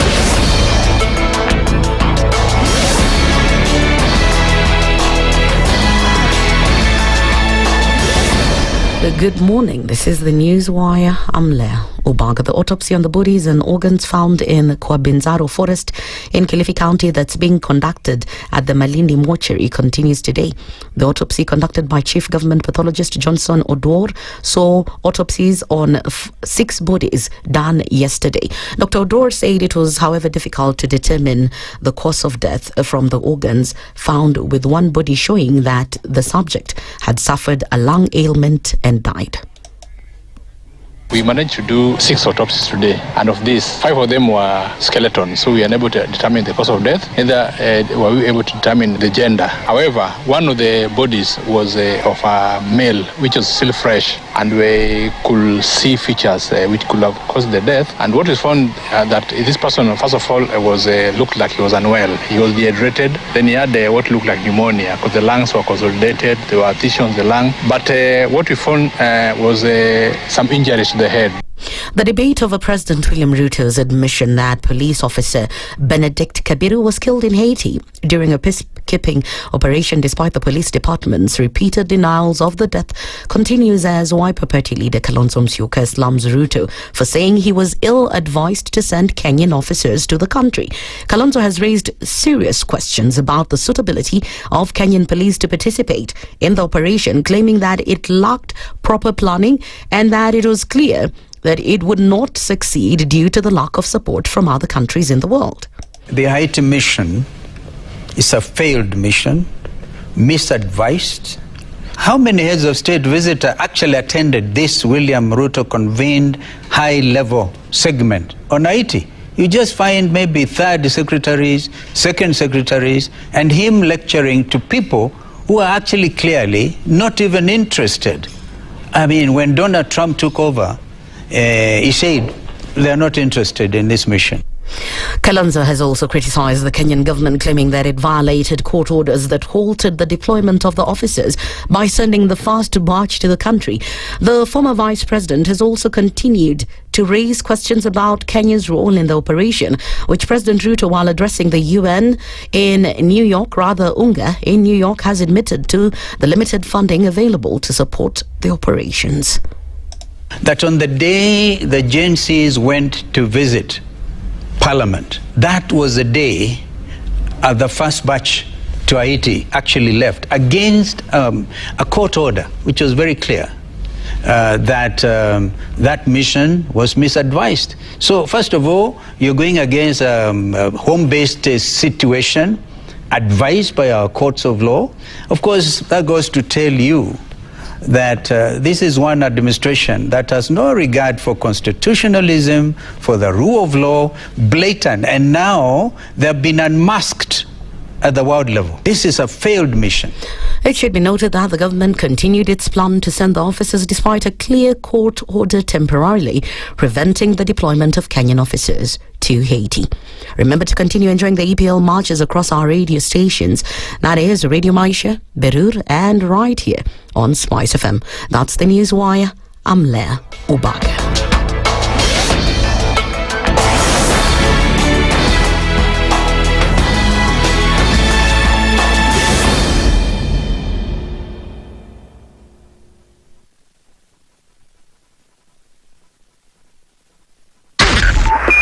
.5 Spice FM, Kisumu.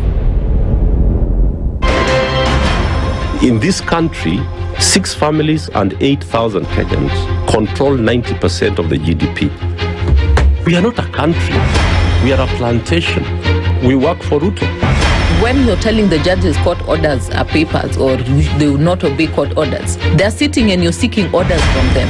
So how are they supposed to interpret it? Isn't it an oxymoron? When you see a judiciary that seems to be under some control somewhere, you start questioning. We have very powerful governors, but they don't use their offices to serve the people. If you are not shameful to do what you are doing, why should we protect you? I'm human. Everybody's human.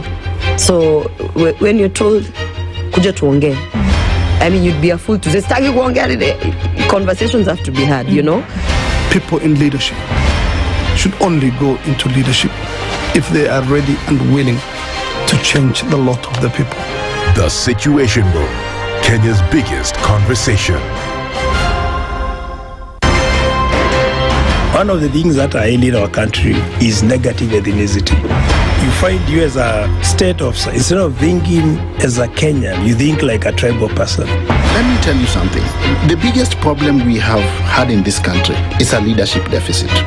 There is nothing that you are going to do in the process of change if you are not a risk taker. So you really have to pursue your vision to a logical conclusion and even be ready to step on people's toes. When it comes to the economy, you can't run away with it. They say statistics are like bikinis. They reveal a lot, but they conceal the vitals. And so government people would throw statistics at you and tell you they're revealing a lot of information to you, but it's really concealing the real vitals.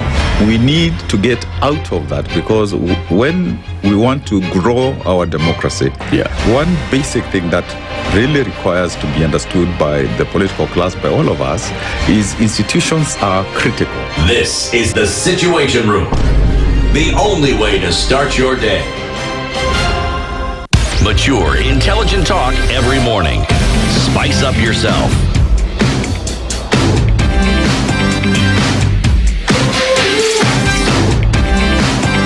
Mornings done right. 94.4 Spice FM, Nairobi. It's 8:09. It is the Situation Room, Kenya's biggest conversation, and our conversations continue this hour. We're all smiles this morning because one of us is in the house today, and the last time his shadows darkened the walls of the Standard Group, we knew him wearing one hat. Now there's another feather to that hat, but he's here to help us in a conversation today. Nzao Musao, good morning. Good morning to you, and thank you for having me. How are you doing? I'm doing fine. Nashukuru. Nashukuru. He's in the Brotherhood of the Journalist. Yeah. But then also now, he's an advocate. Congratulations. Thank you very much. Now they call you my learned friend. They call me learned friend. You have just hosted one of them. I was glad. When I was coming, I found Honorable Martha Karua outside Senior Council. Yeah. I was really worried. You are pairing me against Martha. But I was glad she was going to Radio Maisha. You breathed a sigh of relief. I breathed. I said, thank you. Thank heavens. Good to see you, and karibu sana. Asante sana. We're looking at questions today, legal questions, but also information questions, and so conversations around, what happens with justice gaps. And there's a big topic. We could talk about it for years, but we'll try to see what we can do in an hour. So thanks for coming. But we're going to get you to interpret something anyway. Dennis will let you know what that is and where it's from, and we'd love to hear your interpretation. We're in Ivory Coast, the country that gave us one of the best footballers, Didier Drogba. Which football team do you support? Here we go. That's a long conversation. The best thing is to skip it. To skip it, eh? No, that's the lawyer talking, not the journalist. That's the lawyer talking. That's not a journalist talking, it's the lawyer. Yeah. But then again, so let's put football aside. But if you love chocolate, remember 40% of the world cocoa that produces chocolate comes from Ivory Coast. They also have coffee, and they border Liberia, Guinea, Burkina Faso, and the Atlantic Ocean as well. But let's go to the proverb. The toad does not run in the day for nothing. The toad does not run in the day for nothing. How would you interpret that? Wow, that's a difficult one. But there's always seasons for everything. There's a good reason why you said it does not run in the day, during the day for nothing. For nothing. Yeah, because the day has its own. There's light. There's everything. So things happen in their own time. I think at the appropriate time, at the right time, things happen. I want to believe that is the case with the toad. Okay. Actually, that's interesting, because when we see the toad running during the day, you think something is coming. But then also, you shouldn't be running in the day. You should be running at the time that is appointed for you. Yeah. Abi, that's interesting. There is a time appointed for everything. Everything. The Bible says, I'm not quite a preacher, but I know. The man to your left reminded us of that same verse. There's a time and season. He's a preacher. This guy here. Bishop, don't joke. Bless you. Bless you. Bless you.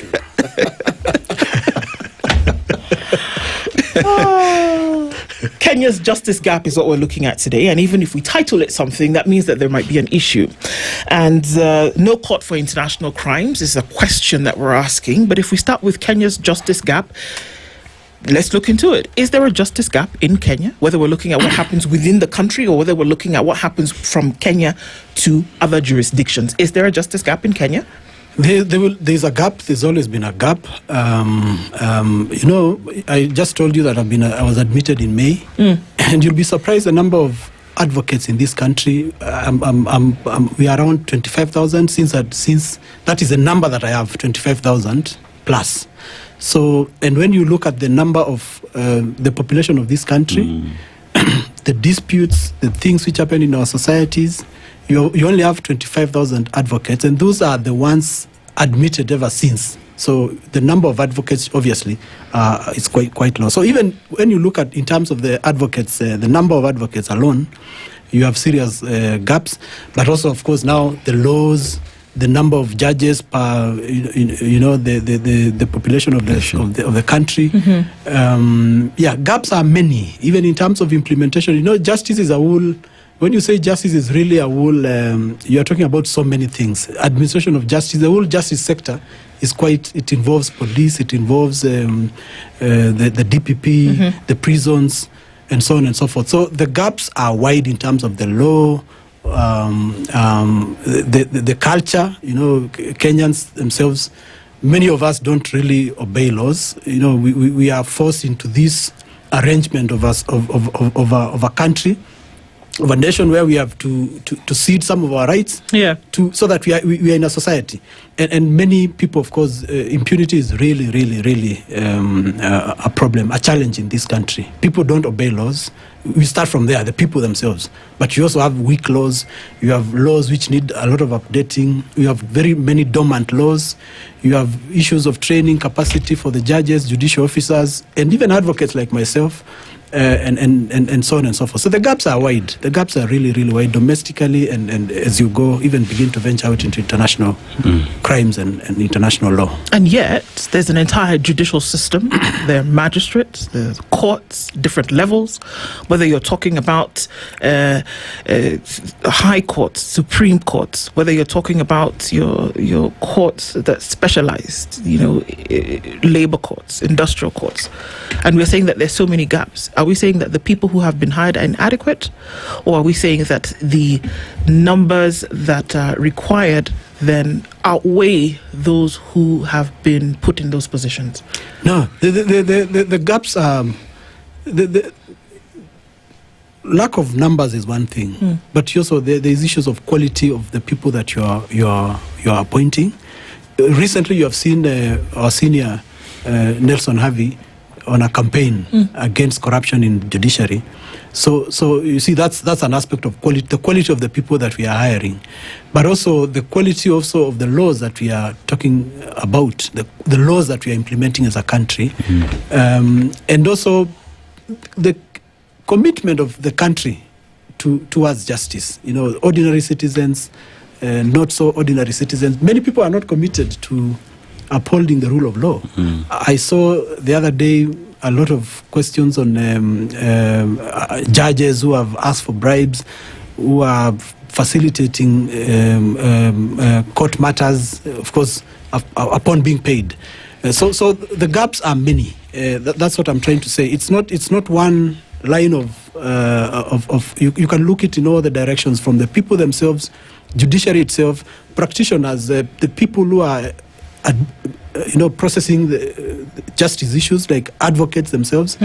So there are many issues: gaps, corruption, lack of proper training, lack of commitment. What I'm talking about, and many, and so on and so forth. There. So you'd find that among Kenyans, you find you have an issue that needs to be prosecuted in court, but there is the question of access, and access here comes in different ways. First of all is Kenyans are afraid, am I able to afford a lawyer? Then there is also the other aspect of, look at the population we have and the number of courts that we have. So you find many have to travel long distances, and most of the time one would just say, we'll just discuss it as wazee and find a way around it, or just let it go, even when it's a matter that can be canvassed in court very well.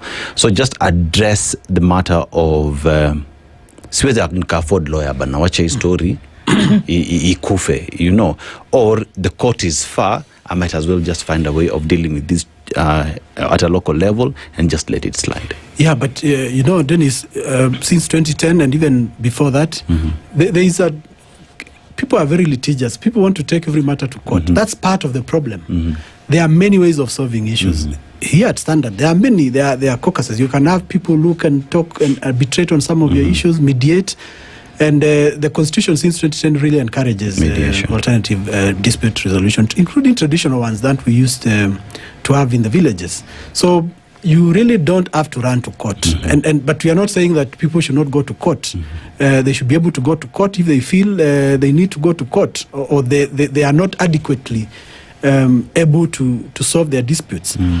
But in our society, starting from a family level, there are many ways of solving disputes. Families have a lot of disputes, but you scale up from the family level, you find now even more disputes. But also at the same time, there are many mechanisms of solving disputes other than the courts. The courts ideally should be the last place of resort, because of the reasons I've alluded in terms of capacity issues for the judiciary. Since 2010, actually, judiciary has done a tremendous job. I'm not speaking for them. I don't hold brief for them. But we have observed. I'm a journalist. I'm an advocate. I've observed a number of judges increasing, a number of court stations increasing. But also they try to deploy technology ever since COVID, also many virtual hearings and so on and so forth. But also the number of advocates is increasing.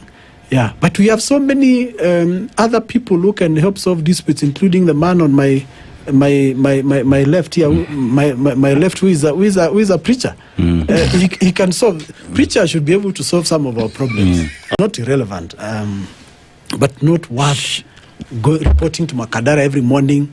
Like what, for example? When you go to Makadara, these things of someone has stolen my 2,000 bob from my M-Pesa and so on and so forth. Many, and even family disputes where you feel people is a question of this child and this uncle or this father, they clearly have serious issues which stretch back. Not the issue like the uncle is claiming you stole the phone. Yeah. But when you listen to them, the anger within, I was really shocked. And they would come to Makadara every morning. And Makadara is a very interesting place. You go there, and in the morning people have prayers. You people, the preacher people. That tag herself, right? they have prayer sessions in the morning. So, and then Makadara sometimes it gets so full, traffic offenses. So sometimes you are in court and you'll be called out. So and so Zao Musau, Dennis Aseto, and then you are taking plea from the corridors. You are so many of you. Oh, wow. The place is full. So we're talking about a situation today where even now at this time we go to Makadara and there are people standing outside for these cases that you talk about that could be handled otherwise. Precisely. And that's what I'm saying with the society, the systems, the mechanism of our preacher people and many others, just the family level, the way you used to have elders, this guy will solve my problem or will listen to me. If I have a case against my parents or my relatives, they should be able to listen. But people don't do that nowadays. They run to court. So you want to you look for an advocate. We are so many of us, and then you go to court. The matter drags forever because of this. No more. The judicial process, the justice process itself is very meticulous. So you cannot skip certain things. You really have justice has to be served, to be done, but also seen to be done. So you have to listen to people, give them time. The process drags, and then you complain. These courts are. But Okiri, right there then lies the gap in terms of we have alternative mechanisms for solving disputes, and perhaps Kenyans are not aware of all these other mechanisms that are available, and perhaps then how do we fill that gap and ensure that not everything comes to court, including those that ought to be discussed outside the court nowadays. They have all these things called court annex mediations. Many advocates are really training and practicing mediation, arbitration outside the formal, within the court structure, but they are doing it on the side. So many of us are, you could say, judges. We are judging matters outside the normal court system, but annexed. Sometimes you have to register what you have agreed in court. So it's happening already. But we are saying also more education, more civic education, more awareness needs to be spread so that people know that you really, truly don't need to take a matter to court if you have other avenues which are available to us to be able to sort out the matters so that you don't also clog the system and then we will complain, all of us, that this is just things are dragging for too long. But you do not have enough judicial officers. You do not have proper technology. Our courts sometimes are very. If you go to registries, files and so on, it's a whole process. It's a system issue. And is that the reason why? Because today, the Star has a story. The headline here. There's this Mutumba Granny's 20-year fight for justice. So they go to Milimani Law Courts yesterday over the missing file in a case that has been pending for 20 years. And this dispute involved the group and the National Police Service. I had a court case, I think 2 weeks ago, and I was ready, I was present. Then all of a sudden, file ipatikani. So the case has to be moved to October, towards the end of October. This situation of files missing has always been a mystery. It has improved, actually. I mean, you remember the matter that was in the public domain for the longest time 2 weeks ago. The matter of Kungu Mungai, there was an issue of something which was missing, a file which was missing. Here is a file which is missing. And those issues have always been there. They have improved nowadays. At least you know some. It's not as it used to be in the 90s or in the 80s. Files still miss, like you say, this one is missing, but they can be restructured. They can be. You can how do I put it? Is it missing, or somebody just somebody takes the file? I take your information. I'm informed. If someone has taken, then that should be the case. I don't know what has happened. But obviously, what you are alluding, people are Kenyans. Us, we are Kenyans. We are very strange people. Sometimes we are corrupt. People steal files. That's obvious. People do that, or they hide files. I saw, but also matters drag in for other reasons. I saw the other day, actually the day before yesterday, there was a acquittal of sorts. The Matiang'i, the Miguna, you remember the Miguna debacle, which took place in 2018, and there was a conviction. I think Matiang'i, the former CS, was convicted of contempt, and he was told to pay some amount, blah blah blah. And I saw now that was 2018. Now it's 2025. Yes. He has just won the appeal or so. I mean, I'm not quite sure whether he won, but Nelson, have you had another view at it? But you can imagine a matter for 2018. The appeal has just succeeded since 2018. And probably, I don't know, I hear that the former CS wants to run for public office, and you can now, your guess is as good as mine. Why a matter like that would now be, he would be now acquitted suddenly, all of a sudden. I don't know. Out of the blue. I could be wrong, but that surprised me. Sure, you could be, but there's nothing like coincidence in some of these matters, as we are told, and especially in politics, right? And like even when you want to think about things like happenstance, if it actually does, just because of circumstances happen. So then, is it deliberate? Are some of these things deliberate? Because we can talk about the law and we can wrap it all up in the legalese, but then there's the reality that's hitting us in the face every day. That don't we see some of these things as almost deliberate? That a case should drag for 20 years. There's something that somebody doesn't want to face. That an appeal should be strung up in the courts for 5 years, and then suddenly, gafla bin vu, as we often say, then suddenly an appeal has been heard. When it then is very convenient for the individual who is in the throes of that appeal to then be acquitted of any kind of wrongdoing. Is it deliberate? These things that we see. Let me surprise you and tell you my experience again in Makadara, where I was doing my judicial attachment. I was the magistrate, the resident magistrate I was attached to. I will never forget that. It surprised me. It was like it hit me. It's really shook me that judicial officers, judges, actually want to facilitate a quick resolution of a dispute. That I remember that shocked me, because I always used to hear the way we hear, judiciary, those people are very slow, blah blah blah, all those things. They don't want matters just drag forever and so on. And then the magistrate I was attached to, she's called Honorable Malingo, I think. She was always insisting on very close dates, and the litigants themselves would push the dates very far away. Like now it's right now it's September. Yes. So someone picks the magistrate wants a date before December, or even the next month she's available. Then us who have the disputes want to pick dates in May next year. And you know what that means? By May next year, maybe the magistrate will have been transferred. There's a new magistrate, so you have to, basically start again. All those things. And matters, very simple things like a mention. A mention, you are just coming to court to say, to report what we have done, or to get direction on. So people want to pick mention dates for next year, Feb. And next week the court is sitting. People always say, of course, my people, now being an advocate, they say, next week I'm busy, I have another matter. But a mention where you're just reporting, maybe did you file the affidavits, blah blah, all those things should be easy. So my point is, before you make that point, if the magistrate wants to hear the mention or close a case as soon as possible, why would they then drag it to, for example, next year? Is it legal fees they keep? What's the point? You're speaking to the wrong man, because I am a newly admitted advocate, so I do not have a lot of experience. Who has been through the annals of the system? In your experience, in your experience covering this, and you're touched there, in your own observation, you're trying to figure out, the reason of things. So why would they want to push? Is it to collect more evidence? Is it what would be the motivation, in your opinion?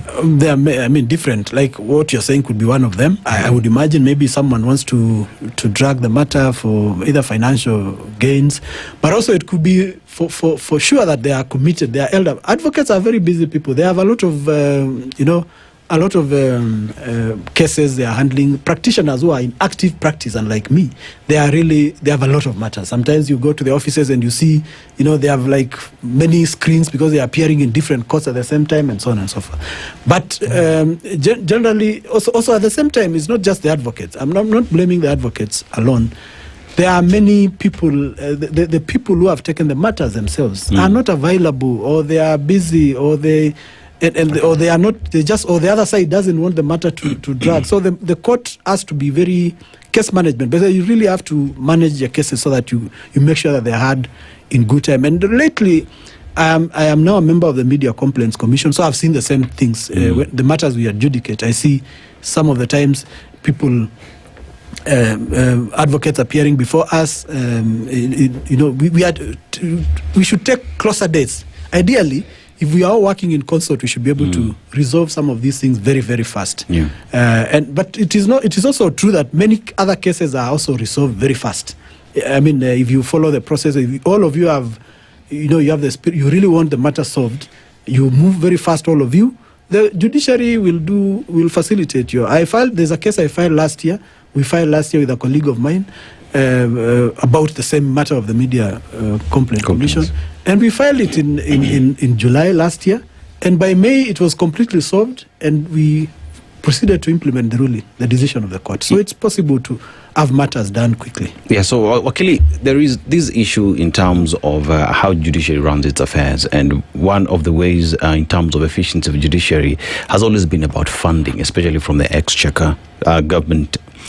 How has that affected how judiciary works in terms of dispensation of justice to Kenyans? Because every other year you find the funds meant for judiciary keeps reducing, keeps going down. How does that affect the overall performance of the judiciary, in your opinion? It affects a lot in terms of the quality of what we are seeing, what is coming through from the judges. Judges need a lot of training. Magistrates need training.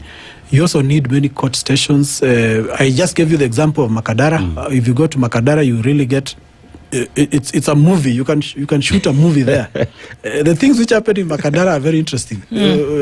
She appears to know some of them because you are called from outside.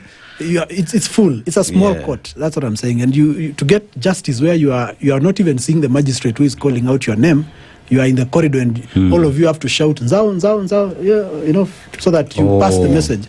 It's really a mess. So it affects the quality.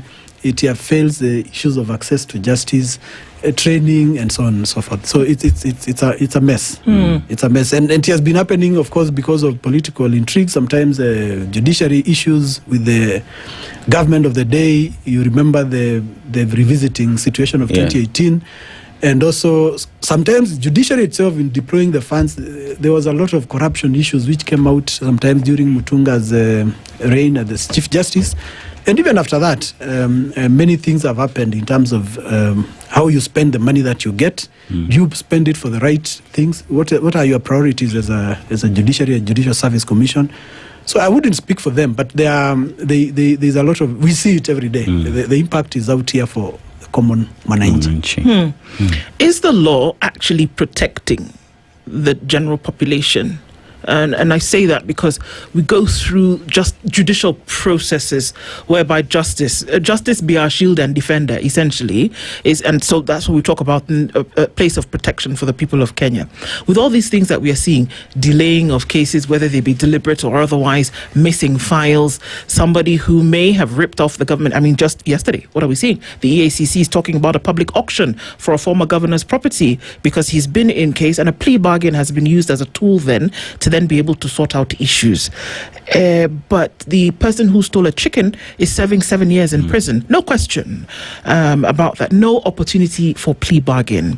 So when you look at the bigger picture, are the people of Kenya actually being protected by the law? And is everything being done to ensure that that protection is free and fair? Yeah.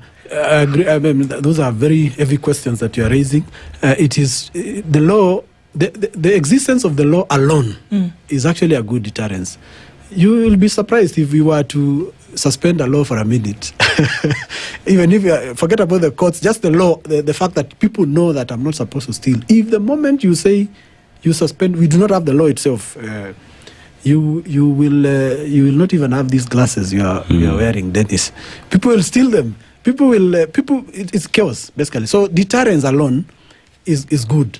But of course, there are now those issues that you're saying in terms of access, quality, fairness, and all these things are things which are usually, would like to say, work in progress. There are things which you should always be calling out as media, as civil society actors like myself, as advocates. The society needs to raise these issues when they see them. When they see the governor, you see cases being withdrawn, and when you follow the trajectory, you realize clearly there's no good reason why these cases are being withdrawn, and they are only being withdrawn for certain class of people.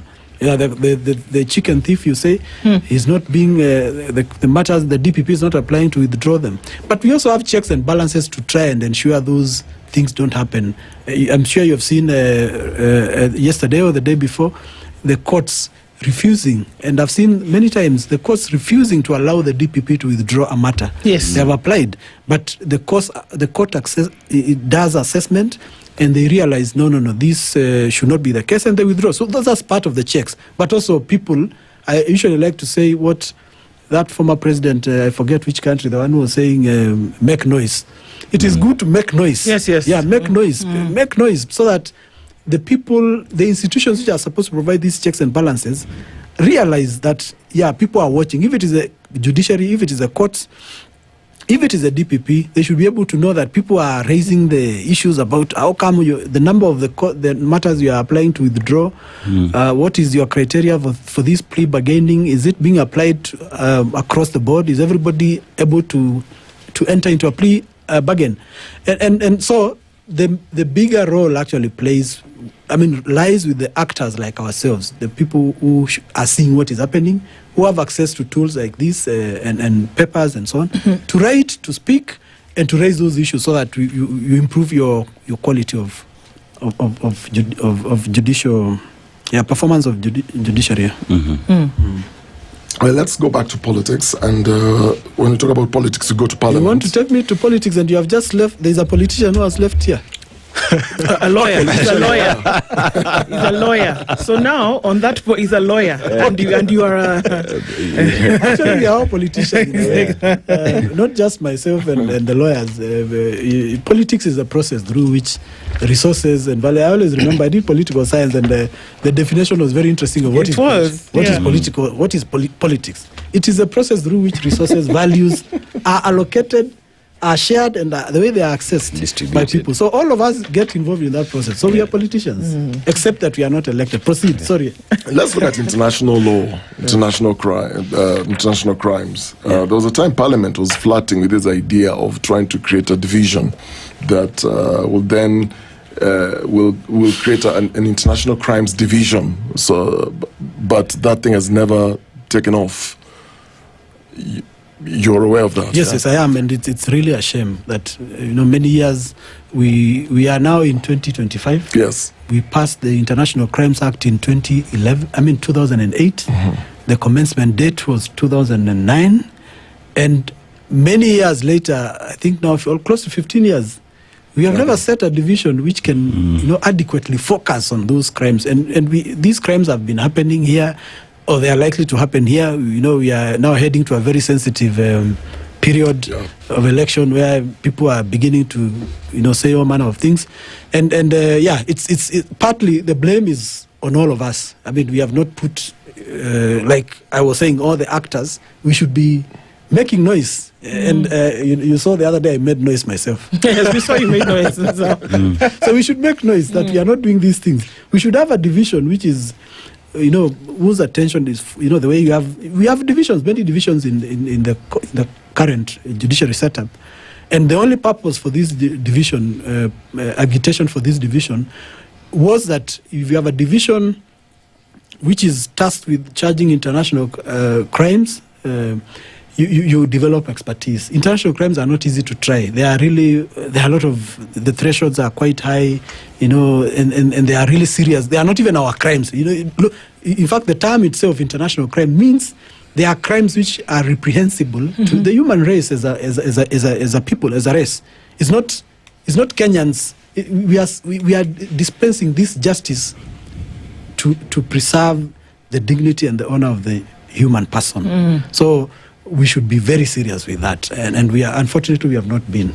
All of us, including myself. Is the resistance to form this division, in your opinion, is it a political question or is it a legal question? Why has it taken this long? Because others have actually been formed.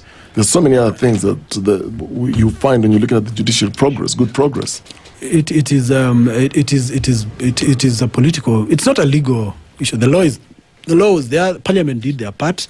It is not a perfect law. You remember it was passed in the heat of post-election violence. So, and I've covered politics many years, and I always MPs are legislators are politicians. So they are usually they consider a lot of things before they do certain things. And you remember this act was passed in 2008. just after the post-election violence. So people are worried about many things. So the law is there. It is not perfect, but at least it is there.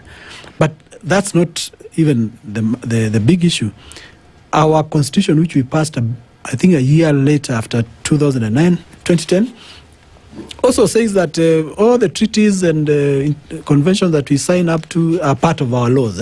So the act preceded the constitution, but now we even have a constitution which actually takes on board all the international agreements or things that we have signed up to. So the law is there, but the political will, both from the political class and the judiciary itself. Because judiciary should be able, I think in one of the pieces that I did, I think I posed that question. I do not understand why judiciary itself cannot move of its own motion, because they are the ones who set up, Judicial Service Commission sets up the divisions. They have the family division, they have this criminal division, and so on and so forth. They do it as part of it's an administrative task. They should be able to do that. But they have never done that. There was initiatives during Mutunga's time they formed a committee, they did this and that.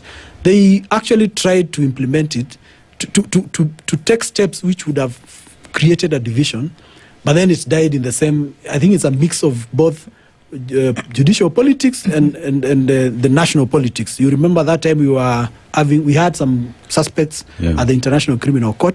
This act itself also provides a framework for cooperating with the criminal court.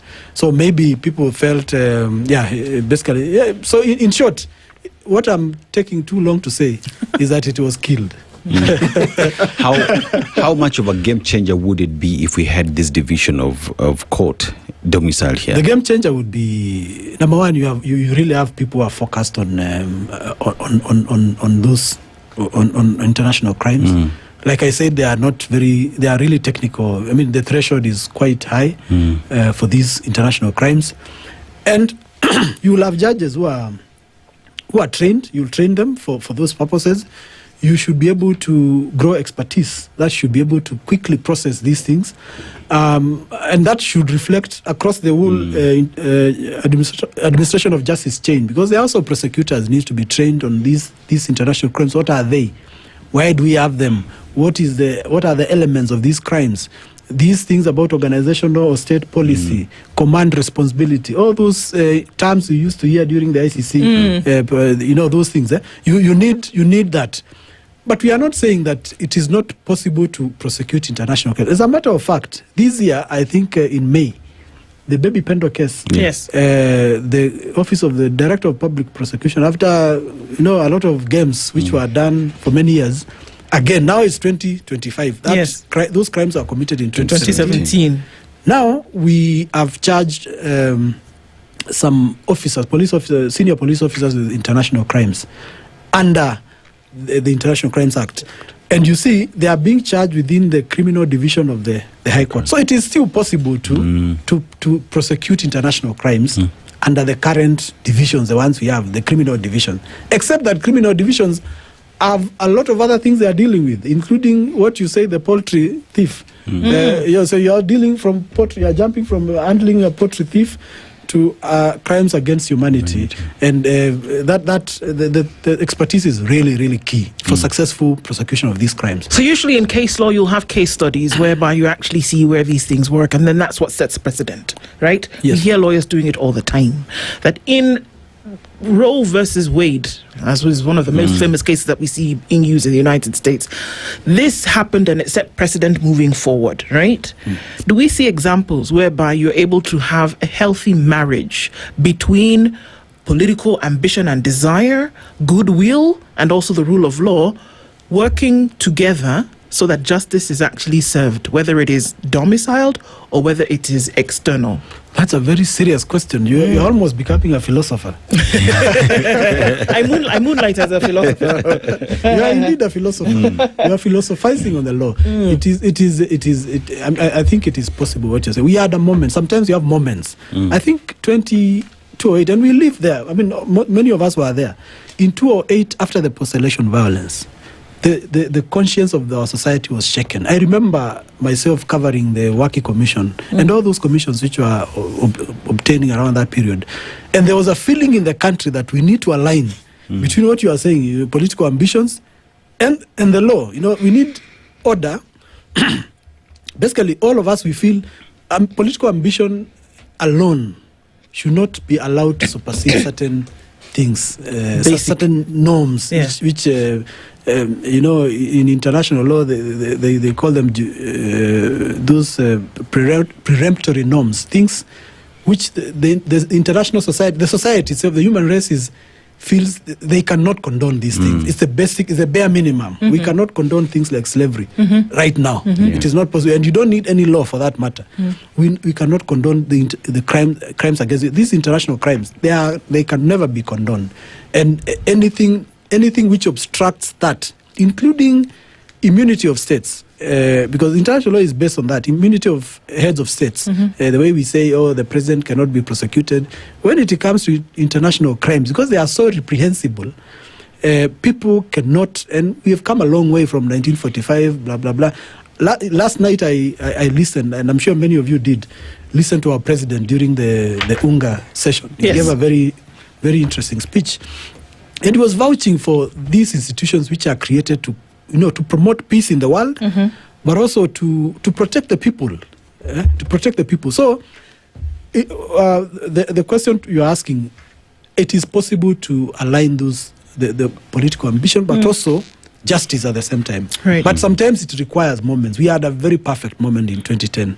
For some reason, we lost it along the way, partly because of the ICC, the same ICC issues. We had a moment where things were picking up. You try to appoint Dennis here as a chairman of a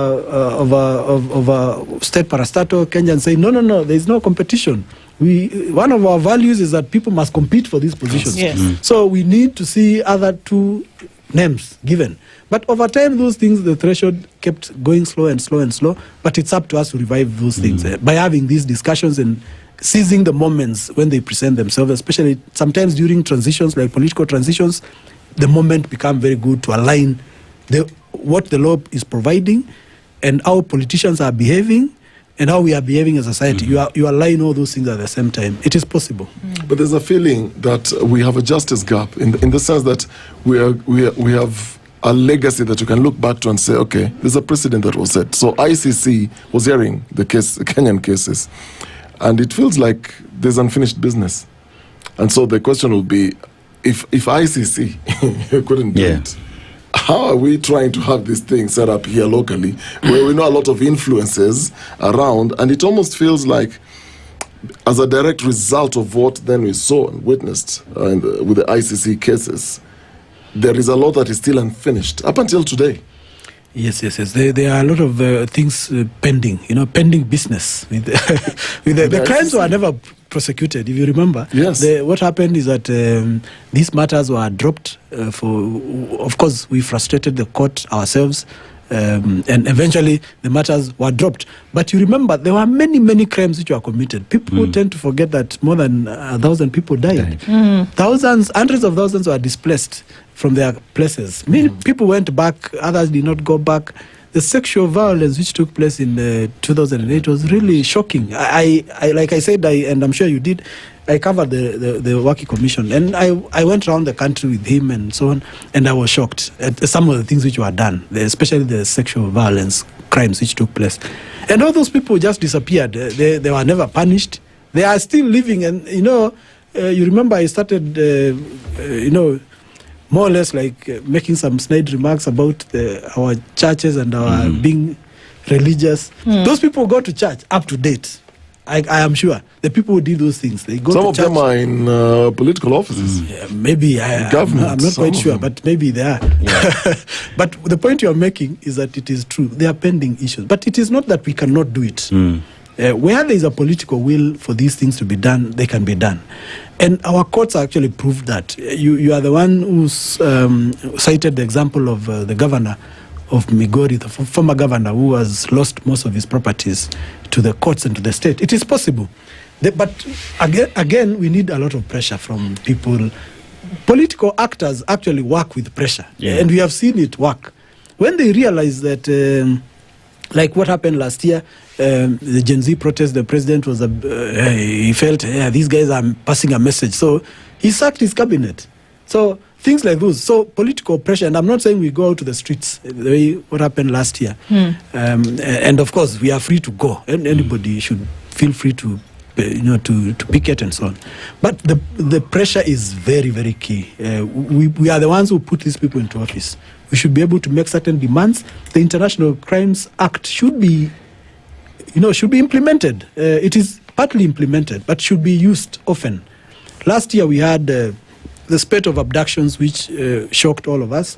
And if you really go through the International Crimes Act, our own act, you could even argue that those they met the threshold. The abductions met the threshold for international crimes. They should have been prosecuted. They appeared at least before investigation. We could see there appeared to be some policy of sorts to abduct these young people, because it was happening every so often. So all those things should be brought within the law, and the law should be tested so that we see its efficacy. If it is not enough, if it needs amendment. But if you have a law which since 2012 has never been put to use until now, the baby pendo, since 2011, we have never used it. So how would you know whether it is working or not working? Again, it means that we keep testing these things over time, and sometimes it gives you it gives this defeatist feeling, like, okay, we seem to be making progress. We're making noise, and it will shake these people. But it's like a chicken. It will just shake itself, dust off, and move on, and continue moving on. Because the Waki Commission, for example, there was a report. TJRC, there's a report, but it appears there's systemic unwillingness to act on any of these commissions that are formed. Today, we have, I don't know how many commissions we have today. There's even one to compensate victims. Already there are stories that are in the dailies over what exactly is happening. So it almost appears crimes will be committed. Yes. Then those who are responsible will say, okay, let's take a step back. We're going to form a commission. Let's fix this thing. Then the commissioner will do a report after months. Then a report will gather dust somewhere. No implementation. The beauty about these things, Dennis, is the international crimes. They do not have a time limitation. You can always revisit them after even 100 years. When the crimes which were committed, criminal acts generally, but also even more specifically international crimes, you can still come back and you say the things which happen in this date and this date. You can prosecute these people.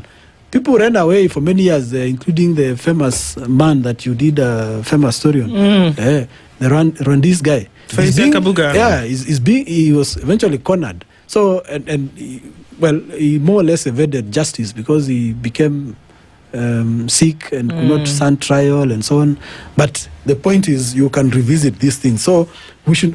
What I'm saying is that we should not lose hope and say these guys are always, they win the game against us because they have something. They always have something up their sleeve. There's this commission. There's reconciliation. Yeah. It's interesting that you say that, Ansel, because even with these international courts, they're not mandatory courts for nations to be part of. The ICC, for example, if you didn't append as a nation your signature to the Rome Statute, which essentially created the ICC, then you have a choice of attending or not attending, as it were. If you didn't ratify the statute as a nation, you can actually, you're not bound by it. Is this the case? No. Or actually, you can decide in the future to leave. Yeah, you can. Kenya tried those games, but they realized it was not working. What the situation is this, like I said, those they call them just Cogans. I think those funny terms. I'm learning to use these terms. I know. Because they make me sound sophisticated. Of course. When I'm not. Yeah, but they are reprehensible, what I call peremptory norms, things which the international society, the international community, the community of nations abhor. They cannot condone. Because history has taught us that we cannot condone these things if we want to survive as a race. Right. And so the mere fact that you are not a member of International Criminal Court through the Rome Statute does not mean that you'll get away with those crimes. I think Omar Bashir of Sudan did that. Yes, and he was indicted. He still has indictment against him in the International Criminal Court right now.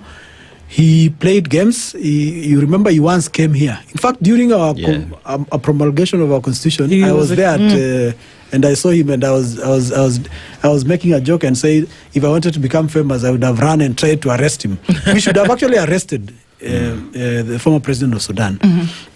But Sudan is not a member of the court. Yes, but he was indicted because the crimes that we are talking about are not. They fall outside the norms of even whether you are a member of this court, whether you are a member of, or whether you are a sovereign nation. Humanity cannot condone them, and therefore what we call universal jurisdiction. Other states should be able to arrest. The matter actually was taken to court. I remember by ICJ. They went to court after Bashir came here, and they impressed on the court to issue an arrest warrant to arrest him, and it was issued. The state, as usual, appealed, and the appeal took a bit longer. Eventually, the Court of Appeal affirmed that we should have arrested Bashir when he was here, and if he comes again, a warrant should be issued, but they revoked the previous warrant. There was a provisional warrant which had been issued against him. So it is the crimes that we talk about are such that you really do not have a protection anywhere in the world. If you try to, even right now, you've seen the International Criminal Court has indicted the president of Russia. Yes, the prime minister. I wanted to say something, but I won't. Yeah, the prime minister of Israel. So because you see what is happening. But we seem to have never learned any lesson from 1945. All these things, by the way, the history of the formation of the International Criminal Court started in 1945 after the Second World War. The Second World War. Those events and what happened and the lessons we picked. The UN was formed. After the UN, there were many. You remember those tribunals which used to be for specific periods, but then the world realized we really need a permanent court to do these things. Unfortunately, like you're suggesting, many of the powers that which our president was speaking about last night at the UN, are not members of that court. So the international justice itself is skewed in a way. It is true, it is skewed. What we used to argue during the international, our cases here. It is skewed because those guys are still, they are not members. The US is not a member. Russia, all those countries, they are not. But they are not immune. If they do crimes, they should be crimes against humanity or international crimes, they should be genocide, they should be able to be indicted by the court. Would you say that the larger population of the world understand the importance of the International Criminal Court? Or is it just a conversation by the elites? I agree with you. They may not understand, especially the very complicated history, but the impact is usually felt at most at base levels. You realize in those days, the wars, people would fight. Countries are fighting, so the armies are fighting each other. But nowadays, the people themselves within the countries are being fought within by their either political actors who are playing games against it, or they are struggling for power. So the people might not understand, and that is usually the case anyway. But you have the elite who should be able to spread these messages and to put who oversee those systems, the checks and balances of criminal accountability. They should be able to do that. I don't expect my grandmother in the village to really know so much about international crime, but I expect my grandmother to feel that she's protected. When she's doing her chores down there, she's collecting firewood and so on, she should be protected from harm, criminal elements who exist in our society, whether those criminal elements are the state elements within the state, which is the police, or even criminal gangs outside the state, like Mungiki and so on and so forth. So the protection, the benefits accrue to the people, but they might not quite understand the intricacies of the International Criminal Court or the international justice mechanism. It's really a heavy. Even as advocates, we study international law, criminal law. Criminal law. Well, it's been a great conversation, and it's very interesting to hear you say, even as advocates, because there's still 4 journalists sitting around a table having this conversation this morning. So thank you for joining us, Nzao Musau. Journalist is always a journalist, even though he now is a lawyer as well. Thank you for joining us with this today, and it's been most enlightening to be able to look into some of these things from a more critical lens, as it were. So, welcome to the other side anytime. Asante Sana. Thank you for being here this morning. Good morning. More conversations continue. It's 9:01. Good morning. Around the world, 94.4 Spice FM.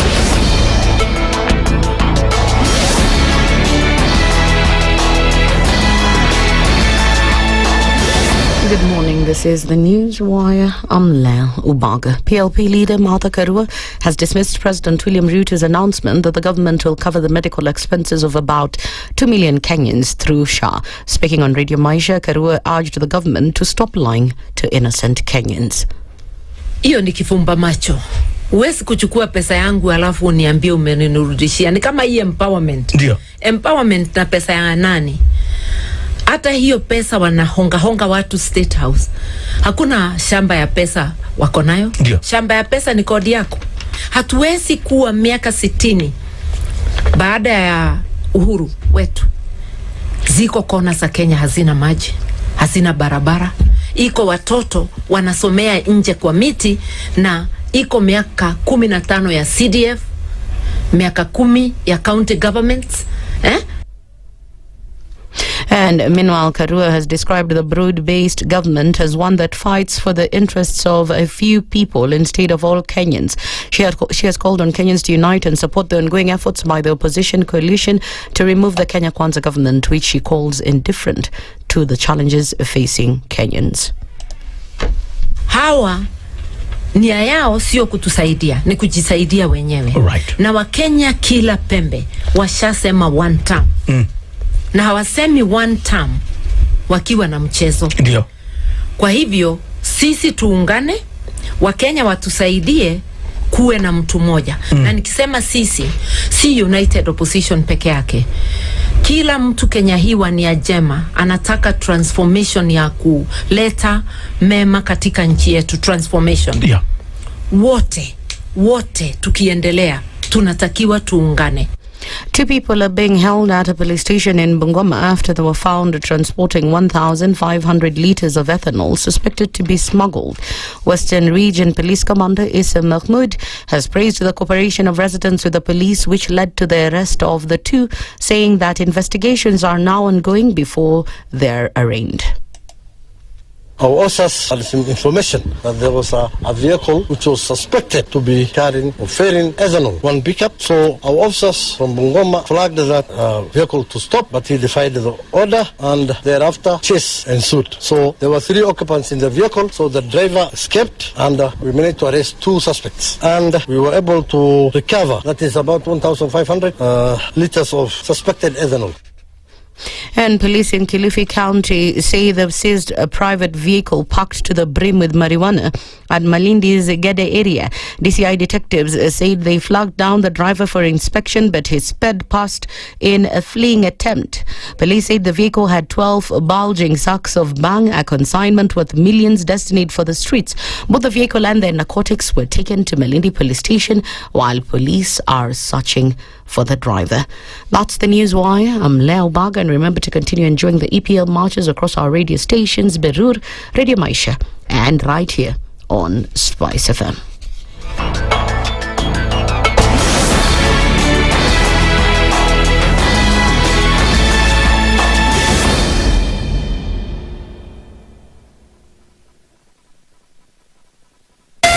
.4 Spice FM, Nairobi. Good morning, and I love your show. Thank you. Having come from a Kikuyu radio background, I migrated to Spice because of the content. I was born in a slum, but somehow I got a break in life. So sometimes when you see the sweating coming out because of the passion and whatever it is, behind the noise, there are people, and we share the same umbilical cord. It shouldn't be like that. I am so disappointed. We used to tell Honorable Raila Amolo Odinga that he's doing police of conmanship. and even President Uhuru Kenyatta, serikali hii ndio iko na conmanship ya hali ya juu. You cannot promise people that you reduce tax, then you double. In politics, there is the issue of trust. For you to turn around and then stab the same people who gave you that trust, there is no other level of dishonesty. Imabo, utaona dunia tu. The Situation Room, Kenya's biggest conversation. One of the things that are ailing our country is negative ethnicity. You find you as a state officer, instead of thinking as a Kenyan, you think like a tribal person. Let me tell you something. The biggest problem we have had in this country is a leadership deficit. There is nothing that you are going to do in the process of change if you are not a risk taker. So you really have to pursue your vision to a logical conclusion and even be ready to step on people's toes. When it comes to the economy, you can run away with it. They say statistics are like bikinis. They reveal a lot, but they conceal the vitals. And so government people would throw statistics at you and tell you they're revealing a lot of information to you, but it's really concealing the real vitals. We need to get out of that, because when we want to grow our democracy, one basic thing that really requires to be understood by the political class, by all of us, is institutions are critical. This is the Situation Room, the only way to start your day. All great! Feel the pure, unfiltered power of football on Star Times. Precision, athleticism, football as it's meant to be. That's the Bundesliga experience. Electrifying performances from Germany's finest. Feel the passion, artistry, and strength. The power of our football. La Liga brings you flair and creativity of Spanish football. The rising stars of the Saudi Pro League. The high-stakes energy of the Saudi Super Cup. And the unpredictable thrills of the Carabao Cup. Your screen is the center of the global game. Renew your subscription today at only 329 shillings for Nyota Bouquet on the aerial decoder, or 549 shillings for Nova Bouquet on the dish decoder. This isn't just football, it's passion, drama, glory. Download the Star Times app to never miss a match, even when you're on the move. Star Times, enjoy digital life. Looking for convenience, variety, and speed all in one place? Welcome to Digger Shop, the official e-commerce platform by Standard Group PLC. From the latest electronics and fashion must-haves to home essentials and unique Kenyan crafts, we've got it all. And guess what? Enjoy countrywide delivery within 48 hours straight to your doorstep.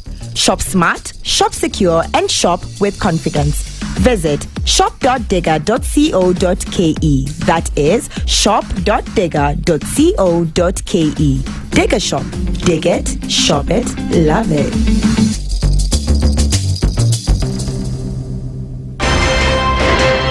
If we just gloss over issues and hope that time heals, then we might find that in generations to come, we might be back at the same situation. And the whole thing is born of stolen elections. Spice. When it comes to the decisions you make, you must be independent. There's no way you can allow one institution to dictate to you how you're going to conduct your operations, how you're going to decide cases. It's a no. When you weaken the institution to the point where they cannot take action, then you realize that politicians have to come up and now start dealing with the issues. That conversation has to die. Our politicians do not like the hard stuff. We must insist on the path of doing things right, whether popular or unpopular. Money changes hands. That is a fact.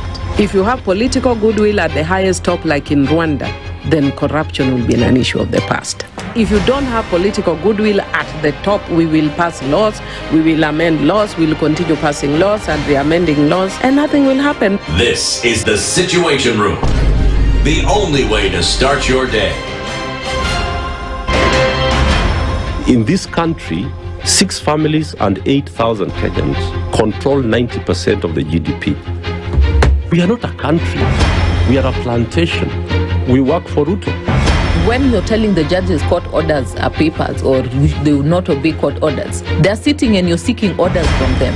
So how are they supposed to interpret it? Isn't it an oxymoron?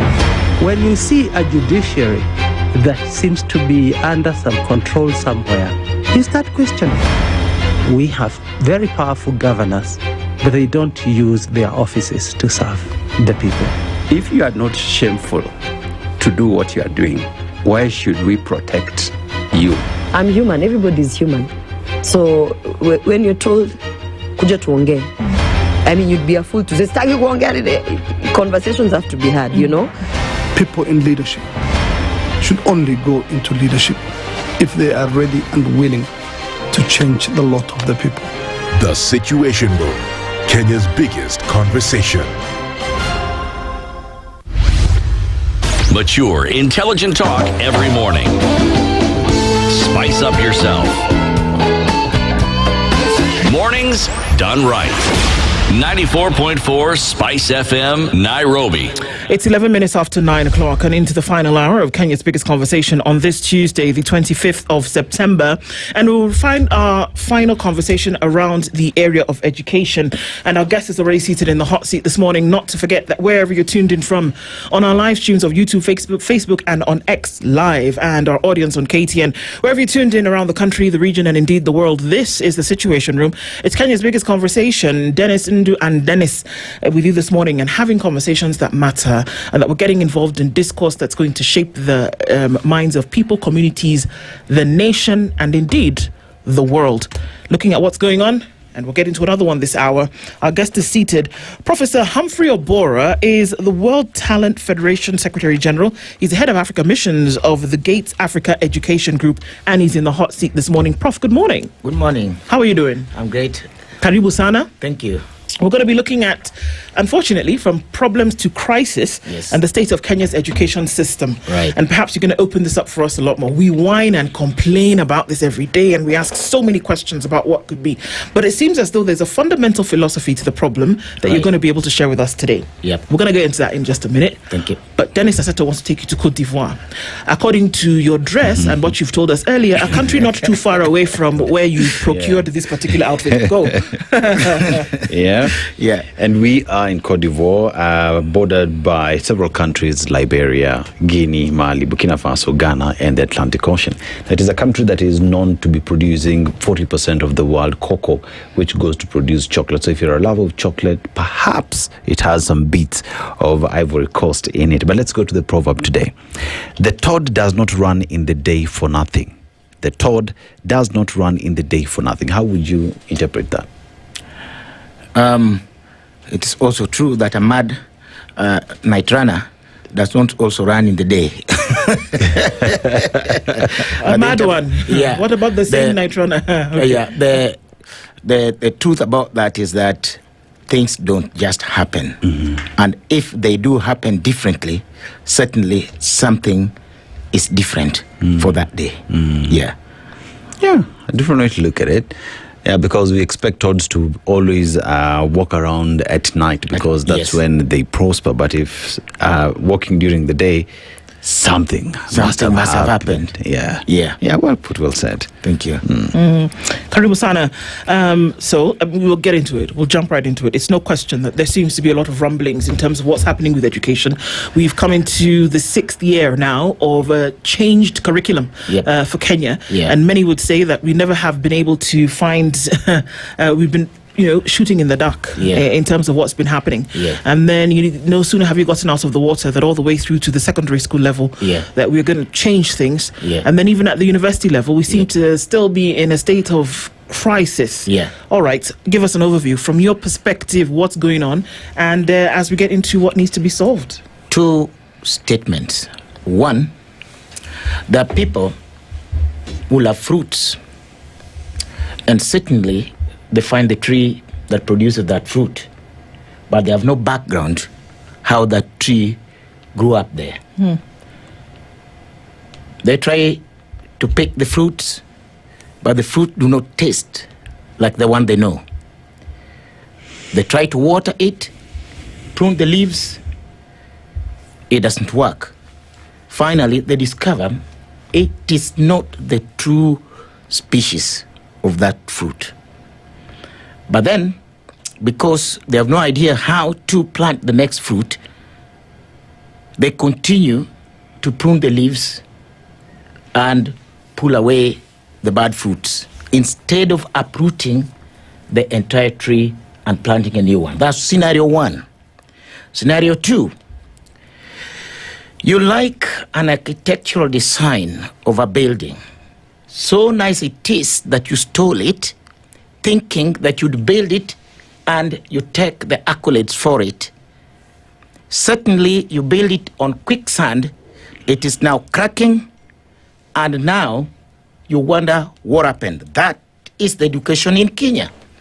But then you got to also build in the history. What is the thin line between learning and education? Mm-hmm. And what is the education in Africa? Let me tell you something small. How come we do have these problems and the people who brought for us education hardly have these problems? The idea of slavery meant that there had to be a supervisor. And that supervisor had to take care of you whether it was raining or it was dry sun. But that became very difficult. It had to now colonize your mind so that we train you to do what we want you to do, called a job. And then to make sure that it feels good in your mind, we give you good salary. We give you good awards. And that has stayed with us over and over again. If you asked any African, Kenyan included, why do you want to take your children to school? It is never the answer of entrepreneurship. It is never the answer of building communities. It is the answer of getting a good job. So they sell their land, their cattle, to take their children to school with the belief that their children will get a big job, and that job must be gotten through the government or overseas. It is that those two thin lines that create us these problems. So we've never had a paradigm shift. We have had cosmetic commissions of inquiry, commissions of improvement of education that have had no answers. And it was about time, at some point in time in the early 2000s, that we said a new design must come in. And it took me and the like-minded people to foster what would have been a game changer. Unfortunately, things broke in between. By things breaking in between, what is it that you had envisioned with the restructuring and the new system of education that was coming to change things and even perhaps answer the question, why are you taking your child to school? In the year 2001, I was in an aircraft from Amsterdam. Seated next to me was Professor Douglas Odhiambo, whom I'd known, the man who studied Moi University. So we started a conversation. Based on this food given in this aircraft is for young people like you. I can't eat this. Small things. We laughed all the way. We came back here. We built good friendship. We met at Mayfair Hotel in Westlands, where he loved the Orient rings, and we continued that strong friendship, discussing the state of Kenyan education. Among the early ones that we're discussing, the importance of human metrics, the importance of understanding innate abilities away from rote learning was enhanced by Rachel Kangefe, Kenyatta University, who took me to Professor Oliver Mogenda those days. Fortunately, Professor Douglas Odhiambo was appointed by the late President Kibaki to chair the realignment of Kenya's education with the new Kenyan Constitution. Our friendship continued. He remembered the ideas that I did have about what is known as the infusion of quality learning matrices in the education system. That I need you to underline. In that context, invited me to KIE to talk to the commissioners about those ideas and how they could possibly be used to draft the report in there. And I did present, and I got standing ovation. Douglas decided to set up a small committee to work with me. This committee was assigned to my office because there was no space at KIE. And the Kenyan thing came in. The guys told me, you know, hii idea yako Jaduong ni mzuri sana. Mambo ya kuassess watu, you know their prior potential, and then we align them. That's why you hear these things called learning paths, to line them with the paths. And we all agreed that was a good thing. But they said, but unajua vile Kenya nafanya kazi. Sasa, way back nyuma consultant, wacha sisi tuendeleshe maneno. So, we have only 5 days, you train us. And I questioned myself, what is going on here? That I could work over 10 years, and somebody, just like train a doctor 10 years, and somebody walks in because he thinks the idea is good, then he becomes a doctor in 5 days, and then he puts you in the back room. I got mad, I left. And I didn't tell Douglas, actually. That's the day I said I'm going to do what I'd planned. I'd all along planned to start Africa's first talent university. And again, underline, talent university, not any other. And I went to Kisumu, got the land, and I just laid the foundation. Who arrives there? Professor Douglas Udhiambo. He wants to know why I left. If you go to Kisumu, we have a tree called Professor Douglas Udhiambo tree, because all the villagers knew him. As I was building, we sat under that tree. And that tree had a lot, because the Mzee wanted me to go back to that committee and infuse knowledge. And I can tell you, I tried to go back, but things didn't work. And finally, I went to America when I was appointed World Talent Federation Secretary General. But I did give in a lot of information to the Mzee. But I can tell you, the Mzee's mind at his age was so rooted in academics. He half understood what I meant by learning diagnosis. And our hope was that the others would understand. They didn't understand. Unfortunately, somewhere on the way, somebody thought that talent means competence. Now, I need you to, as media, to understand that there's a fundamental difference here. Talent and competence are completely very different. How are they different? Let me tell you. Competence emerges from the rubrics of what your natural abilities can do. One is an outcome, one is the thing. It's like saying, if I'm coughing, I'm sneezing, I have fever, that's the sickness. That's a lie. The sickness is something else. Those are symptoms.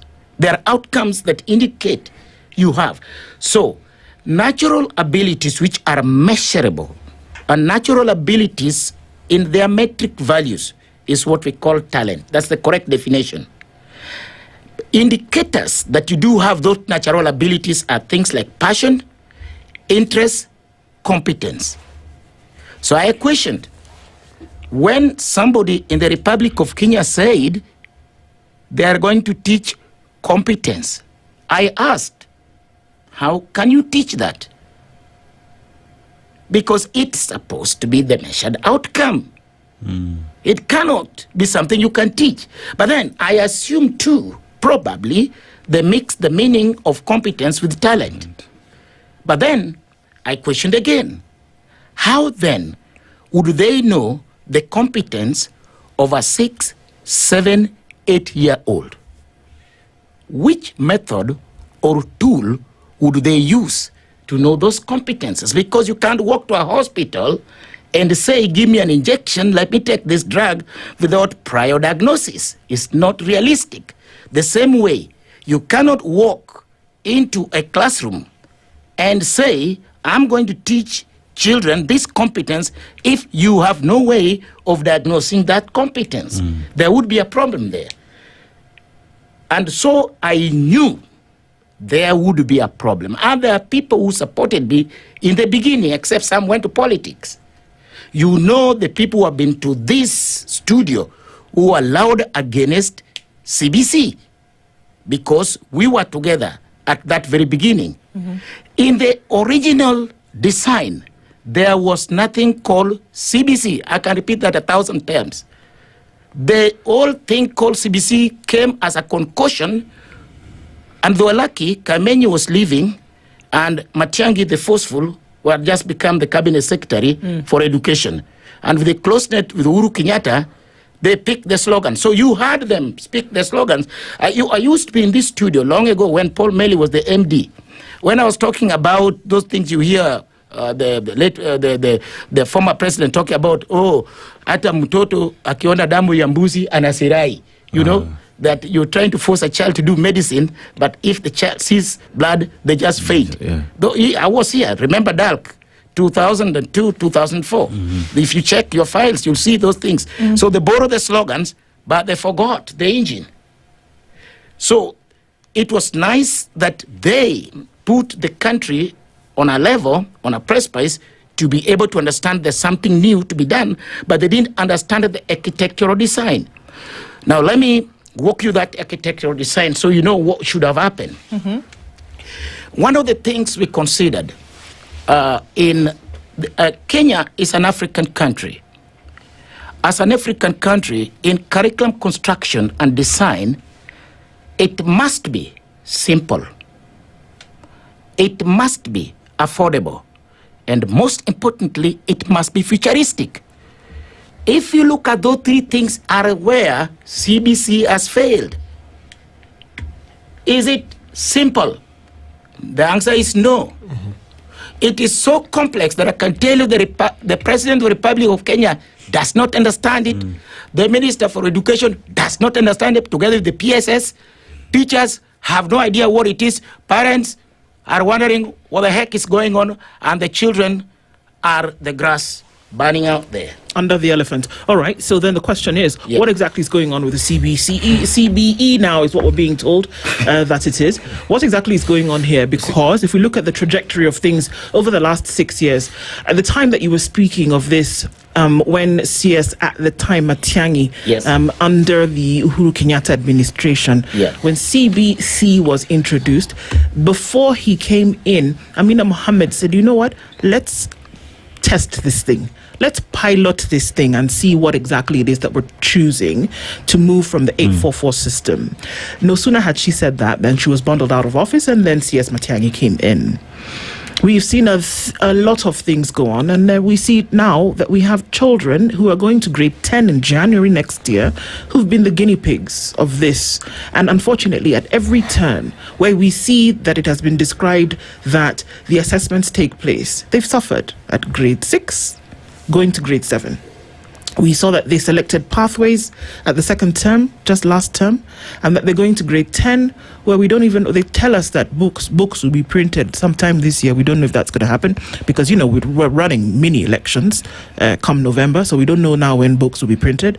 And then they're going to go to grade 10, where they will start pathways, for which we don't even have enough science teachers if you choose STEM. Humanities, we don't even know what that is. Sports, we're saying that that's maybe sports medicine and those things, if you go into that direction later on in life, that there are certain prerequisites that must be met. That doesn't exist.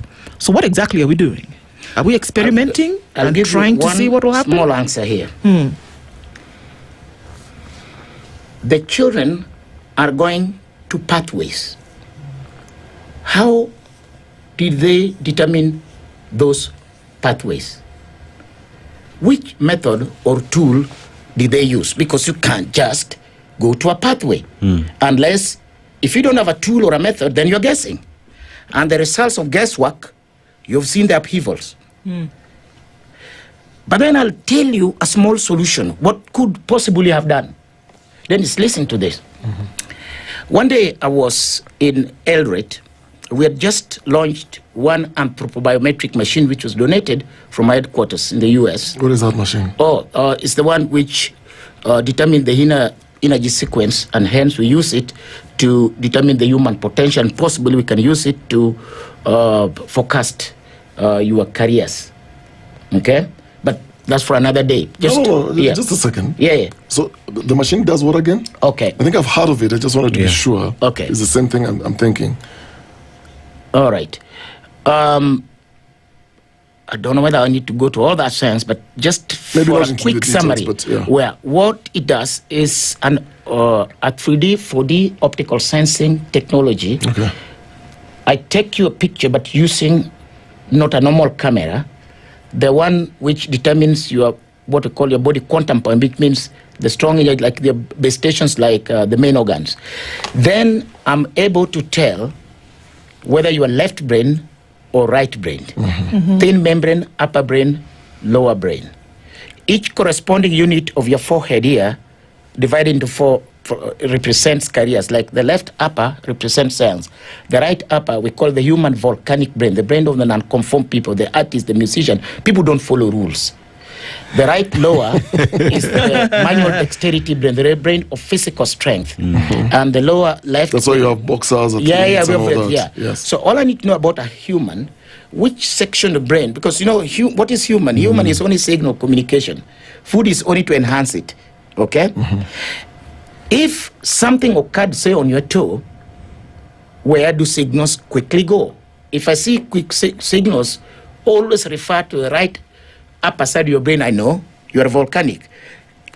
I know your left brain. If it continues to go to left upper and the rest, the only question is, how do I see those signals? That's where that technology comes, because it takes a picture of you and then determine the quadrant areas, and where signals pass quickly, it paints for me green. Where it is ish, that means weak, it paints yellow. And where the energy blockages paints red, so that it gives me an image of you like this. And when I see the green, it propagated to the right upper side. I say this more of real, like it to be a scientist. So you can see how easy it is for me to determine and extrapolate. That means focus careers. Is that just that simple? So if someone is into, if somebody is upper left, so that's somebody is arts. Science. No, upper right, sorry. Upper right, you're volcanic. That's arts, a musician. Museums, yes. Okay. Yeah. But then we do another process called validation or suffering to determine the specializations. So that's how then you end up creating a path. A path, yes. So I'm giving you one tool and method. Okay. Yeah. Okay. They don't have a tool and method. They're guessing. So I was giving the story of Elroy. So I walked in here. A mother arrives with a child. And there's a good reason I'm giving this story. That the child hardly eats. And obviously the child is slim. She's gone to hospital. The doctors say the child has attitude problem. Just force him to eat. He'll finally come through. So I also buy the idea of the doctors, because doctors really know a lot. So the mother gets disappointed. So the following day, I go to the talent clinic where we established the machine. Mother shows up with the child again. Say, just test. So I decide to test. Then I see the green gangali. That means the signals strongly to the tongue. I think I made a mistake. I do it again. I reach out to Hans Nebert, my friend and colleague in Ulm in Germany, who is the expert in this area. We do it again. 4 times, same result. You know what we got it? This child, during prolonged labor, and this is where all these things come, like autism, you know what they mean? Signal terminations. This is now, people need to understand the science behind things. So when signal terminated, that's when child, you give birth, prolonged labor, if you are having food cravings, they have impact on change of signal paths, On this one, the termination went heavy on the tongue, creating high-value taste buds. Today, the child is a wine, coffee taster. Now, Dennis, tell me something. Which curriculum or syllabus in Kenya is for this one? Now, you want to see the problem with the Kenyan learning system. Don't start there. Which path would this one be taken to with a curriculum? Which one? But is the wait? So there are 2 things here. So one, you go through because earlier you were talking about learning and education. No, learning diagnosis. Learning diagnosis. Yeah. No, there's something initially you said. I think there's a difference between learning and education. There's a thin line between the two. Yes, exactly. Yeah. So the assumption then is you go to school, like we've all gone to school. All of us. I've done all sciences. Yeah. I did physics, I did biology, I did chemistry, I did math, I did everything. But look, I ended up being a journalist. So the idea then, here is you go through formal education. That it integrates you into a space where you acquire knowledge on different subjects. So eventually, whichever one you choose, because at around I think it was in Form 2, thereabout, that's where you're told, okay, now, what exactly do you want to do with your life? So you have like 3 or 4 options, for example.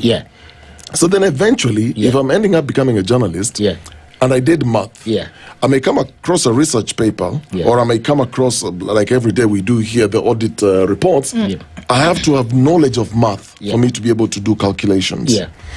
And so in your argument, with what everybody else is doing and going through, are you saying it may not necessarily be important? The primary focus should be understanding the pathway of this child from an early age, then project them to just only doing that?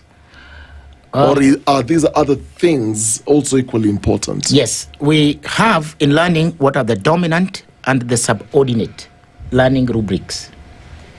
Academics is just one. There are 3 modes of learning in the world today. There's natural learning, which is based on your natural abilities. Then we have experiential learning, based on those who probably drop out and gain big experiences. And finally, we have the traditional, conventional academics, which are still very important. When I talk learning diagnosis, Dennis, what I meant is we've built schools with the resources, colleges with resources, universities with resources. The first question is, who is for what? Who is for what resource? At the moment, it's assumed everyone must pass mathematics as a compulsory subject. Everyone must pass English. Everyone must get this minimum. But I can tell you, just to confirm this to you, that wine taster does not require those. It's just there. So one such, probably with natural ability, went to Mombasa without even knowing any language, learned Kiswahili and English in the work, built the biggest clearing and forwarding company, is a class 2 dropout, 34 years ago. Today, he has the biggest clearing and forwarding company with a branch in New York and Dubai.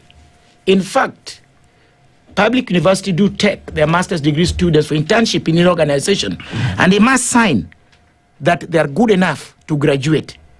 So he thinks, in Kenya also, if you have that money and you're also the chairman of the PTA of the schools, So he thinks he can go to KU and get at least a bachelor's degree because he does all this. What do you think he's going to be told? He's not qualified. Why?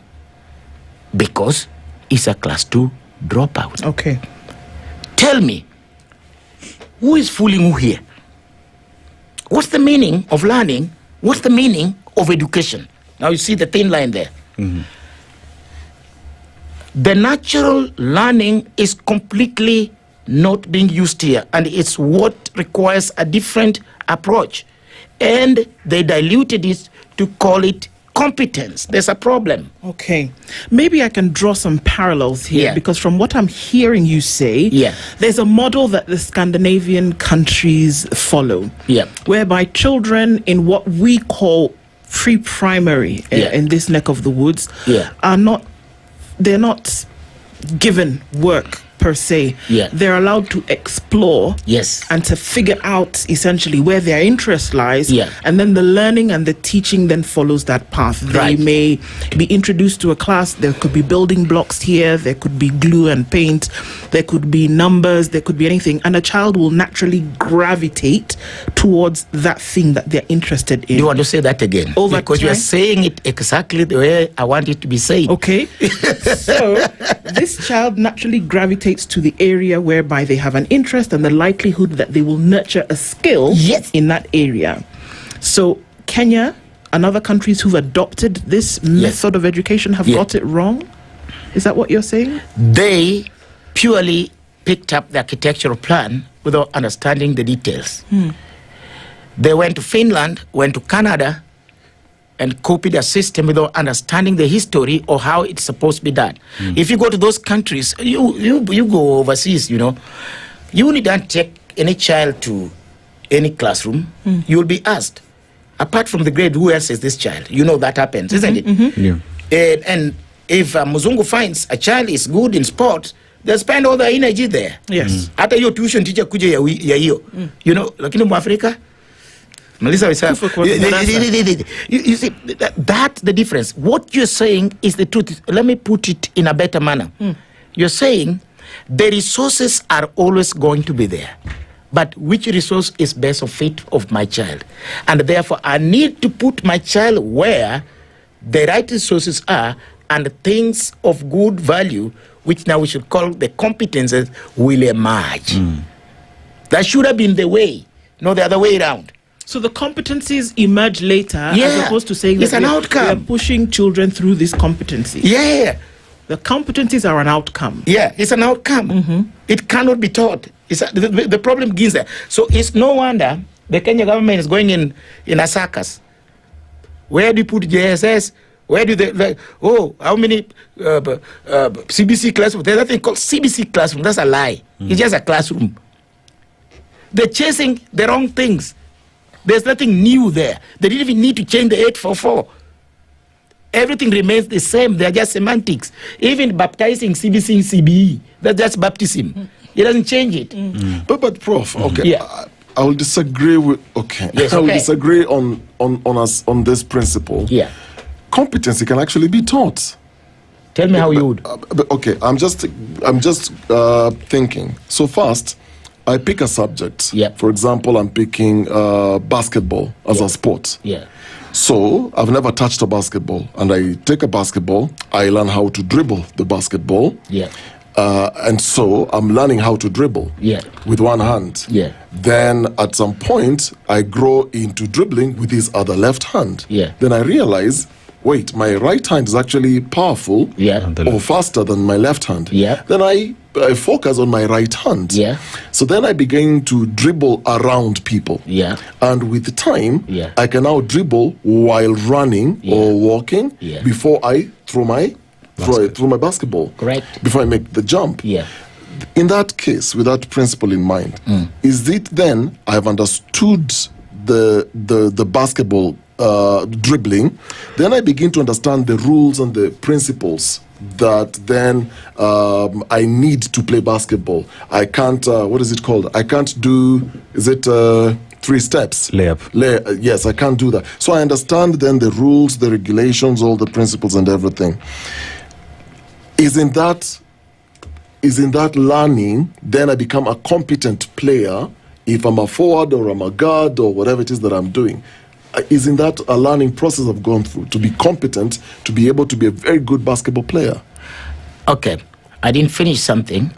I only talked about discovery or assessment. What are the outcomes? The first outcome is called a talent report. A talent report defines what is dominant, what is subordinate in you. So I know this is my biggest strength, because it's very possible that you could also have multiple talents. The people with multiple, they use both sides of the domain. Okay? So and those people who have multiple talents, we call them the gifted. That's the meaning of being gifted. Okay? The people who have multiple talents.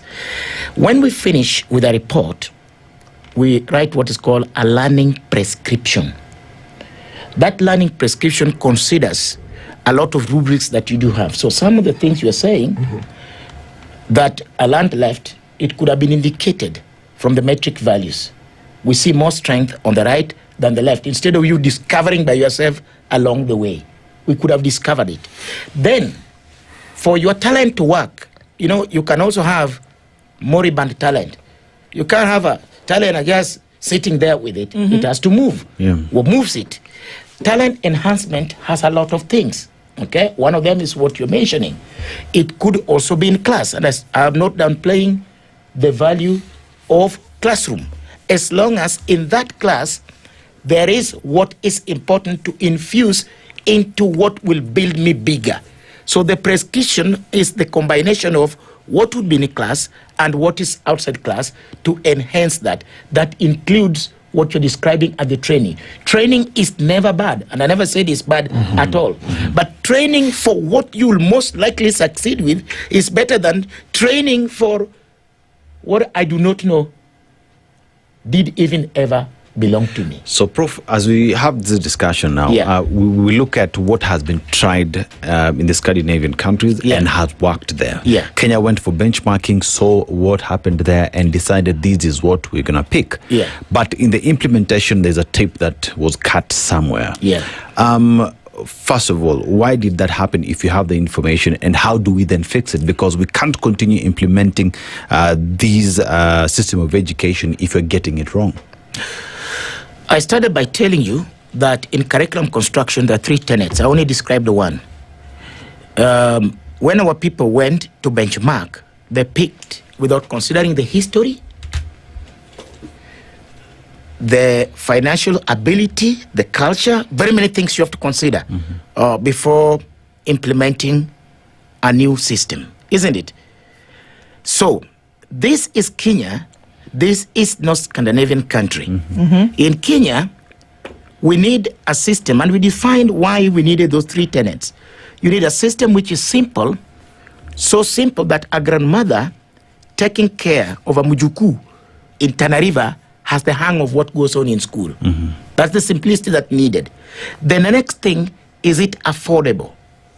But more crucial, futuristic, is it that when I give a 6-year-old child to a school, and this, if you go to Scandinavian countries, the parents do have a right, and you can be taken to court. The Minister for Education of the Republic of Kenya owes me as a parent. I am giving you a 6-year-old child. Do you know, as the minister, where probably my child will end up? If the minister has no such idea, then he has no business sitting there. This is because there they assess the children and be sure, and they have the tools and the methods. The minister is clear in his system what was supposed to happen. So you picked a curriculum from another country and tried to model it through your wrong one. What do you expect? The results are obvious. That's why we are in where we are. So, the title of today, there's a reason for it. There has been problems in Kenya about the education sector. It's slowly building into a crisis. Things you see like riots, Dennis. Things you see in the universities, all these upheavals, what are they about? Are they about people just being mad, or things are not working? And why are they not working? Because any human who invests in something and anticipates some result will feel bad if those results are not forthcoming. It's the truth, whether young or not. So the problem there was it was borrowed, fitted in the wrong model, it is not working, it is frustrated, and therefore, after crisis, what are you expecting? Expect a catastrophe. Okay. So I was going to ask then what the solution to all of this is, if we're seeing that we've done the wrong thing. Yes. But if we're going towards catastrophe, perhaps it's not a solution just then. But so what is the solution to all of this? Because we're already halfway through the thing. In 2027 is the last of the 844 that will ever be in the country if we continue with this system of education. That your current Form 2s will sit the last KCSE. Yes. They are the same ones who sat the last KCPE. And we're starting the first KJSEA in this month of this next month of November. So that all goes ahead. That old system in the next 2 years will be completely phased out. But you're saying that we've gone into one that will not work. So what is the solution? You know, I'd hope when President Ruto was just about to occupy the office, and I wrote to him a letter,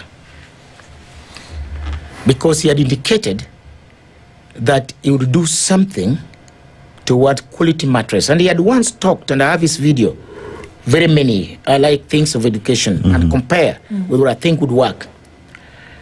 I don't know what happened in between, but all that we needed to do is never to change any system. That's number one.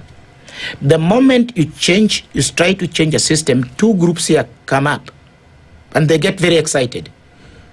The consultants, who could always write a new curriculum because it means good money, and the book publishers who only change the cover pages. There's never new mathematics. It's all business. And they form the major cartel group in between here, and whenever any regime changes. I know they don't like me saying this, but I'll say it. It takes very little to correct what is the problem now. Call it CBE, call it CBC, call it 844, whatever the semantics. Let them stay. But do one thing. Infuse quality matrices in the learning system by introducing learning diagnosis and give two possible exits, not in the form of I'll be engineer, I'll be this. That's why he's saying what he's saying. He studied that, but he's doing this. No, that's not what is important. That those who have natural abilities and are not conformed to the rubrics of academics, give them a chance in the natural learning. When? At what level? Because now we're talking across... At all levels. Grade 1, grade 2, pre-primary, grade 10, when? And Yes. in order for you to do that, in order for you to expose children towards their natural learning tendencies, like you say, that you're going to have people who are switched on in terms of being teachers, because they're the ones who recognize what these tendencies are. So where are we saying we do that? Okay, Grade 9, grade 6? Let me pull you back, because I think I needed to have told you this, and because you have that question. What do those countries have? There are what we call learning clinics. You know, in Kenya, we believe people must go to school to learn. I want to give you another form. There's more learning for a musician on a dried riverbed, seated on a rock, drafting or composing a certain genre. Just to let you know, okay? A person who is an artist with a board and a tree could be more useful there than going into a formal classroom. Doesn't mean that same person does not require to go to a common class for soft skills or business communication. Still good. The same way, there is nothing wrong, just like it happens in the Premier League, to have young 6-year-olds spend more hours on the football field learning those rubrics and still be in classroom. When I talked a learning prescription, that's what it meant. The crossbreed between allowing adventure outside and partly in school with the freedom of exit if we learn. Now, this is underlined. If we find that you are learning and product style, human do have learning style. This we don't consider in our learning systems. The child is so clever, but when it reaches the day of exams, everything evaporates. Can't write an exam. What do? And you know those things do occur. Okay? That is a lot. Or mathematics was ever difficult until the teacher changed. The teacher only conformed to the learning and product style of this learner. Now, all these things, you will find them on a learning prescription if we did a diagnosis. So we had proposed in the beginning, and that's why I'm saying that there must be 3 modes of learning in the Republic of Kenya if we have to get away and we don't need to change a thing. What is CBC, what is a college, what is a university are good, and they have good resources. It is what the prescription will say. My son, I discover my son is very good in engineering, but he has some potentials in football. I know he's an avid writer as well. What do I do? Those are 3 things possible in my child. What do I do? So I must allow the freedom of learning in the 3 modes, so that what is natural, probably I spend, if I need more time in school, I take daytime in school, but evening or partially some days, there's freedom to go and do that. This, we had even designed the legal framework for it. I still have it on my laptop, where learning could give the freedom, because a whole learned person is a free person. What is the essence of learning? To create you free. So, if I had something to do with music, I would have a chance to go to the music clinic. Which music clinics are these ones that clinic. exist? Okay. This is my question. Yeah. Who are the vanguards of this solution that you're speaking about? Who are the ones who are going to get this to be done?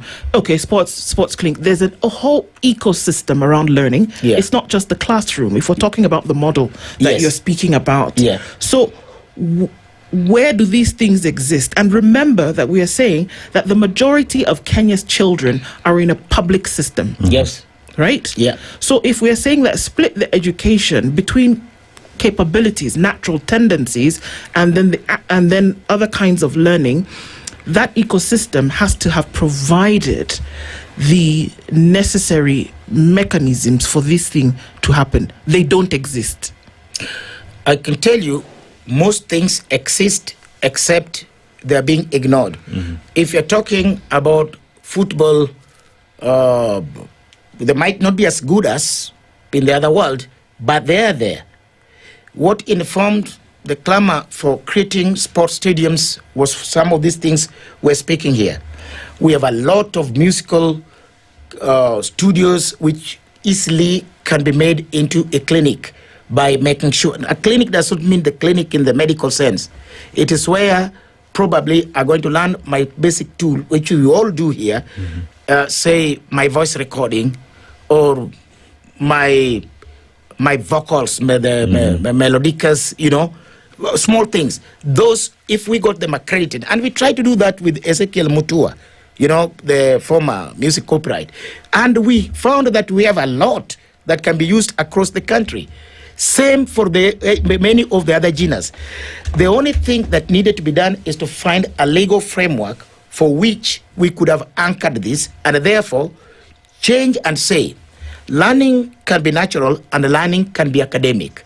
Academic continues the way they are, and then the natural infusions for those who do have other potential, these are other avenues that you could be able to use. And in those other avenues, for the parents, Dennis, a parent whose child goes for music, goes for sports, believes that they're wasting time.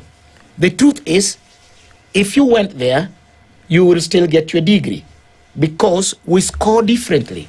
We score what are called the talent credits. Talent credit by 205 UNESCO, when we reach 150 such credits, you are awarded a bachelor's degree.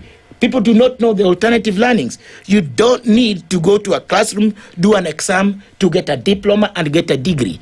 You can also amass credits, and the credits are transferable.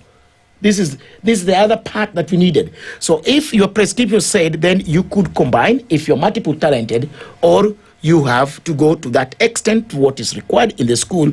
And in the school, we wanted in that legal framework that we will discover those who are not wired to write exams. Give them the freedom not to write exams, but to compile projects, which is what they borrow to form into the CBC. I'm just wondering. Yes. How practical is this in the sense that, okay, so let's assume you have a class of 100 students. And this model sounds to me, it's custom made for each individual. So in your argument, for example, if you are setting up exams, then you can't set the same exams and make everybody sit for those same exams. There's some who, like you're saying, can amass credits that then can be eventually be totaled to then give them a certificate or a degree. They don't necessarily have to sit for exams. And I'm wondering, how practical will this be if you have 50 students, all with different spectrums of all these different pathways? So there's one who's really, really good in sports. So maybe they might spend 60% of their time harnessing that and spend the other 40 maybe doing academics. Then there's somebody else who's very, very good in academics. Then they need the 60% and maybe the other 40%. How do you practically do this? How difficult is it? There is no difficulty. I am good in sports. I signed up with the sports club. Okay? Yes. My timetable in the school says that this is when we offer this, we offer this. So I know which days to come for this, and I know which days to go for the other one. How difficult is that? With Okari Does it really system? look complicated? With Okari And it's system? happening. I was teaching in Brookhouse, and we allowed those freedom. And some of them became rugby players. In fact, some of the schools can now say, I have these sports facilities, and this is what we also drafted. Yeah. We can use them, and we outsource them even at a fee for those who are good in it. It's just that simple. Okay. It's not complicated. From what you're saying, Prof, there's a simple way to then be able to sort these problems out that are eventually getting into crisis and then catastrophe. Yeah. And to look into options then for the future. Yeah. It's always good to open our eyes to other realities and then say there are ways to get ourselves out of these issues. So we want to thank you so much for joining us this morning. Thank you. And thank you for highlighting all of those for us today. We've had a conversation this hour looking into issues around education and what the exact problem is. And we say a very big thank you to Professor Humphrey Obora, who is World Talent Federation Secretary General, Head of Africa Missions, the Gates Africa Education Group.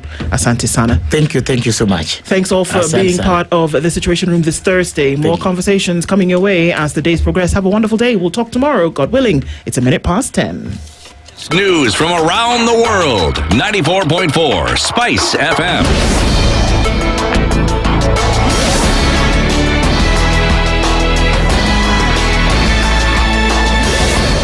Good morning. This is the Newswire. I'm Leah Ubaga. At least 232 illegal firearms have been surrendered to authorities in a week of a campaign to recover illegal guns in Elgeyo Marakwet County. Also recovered, according to police, are 1,500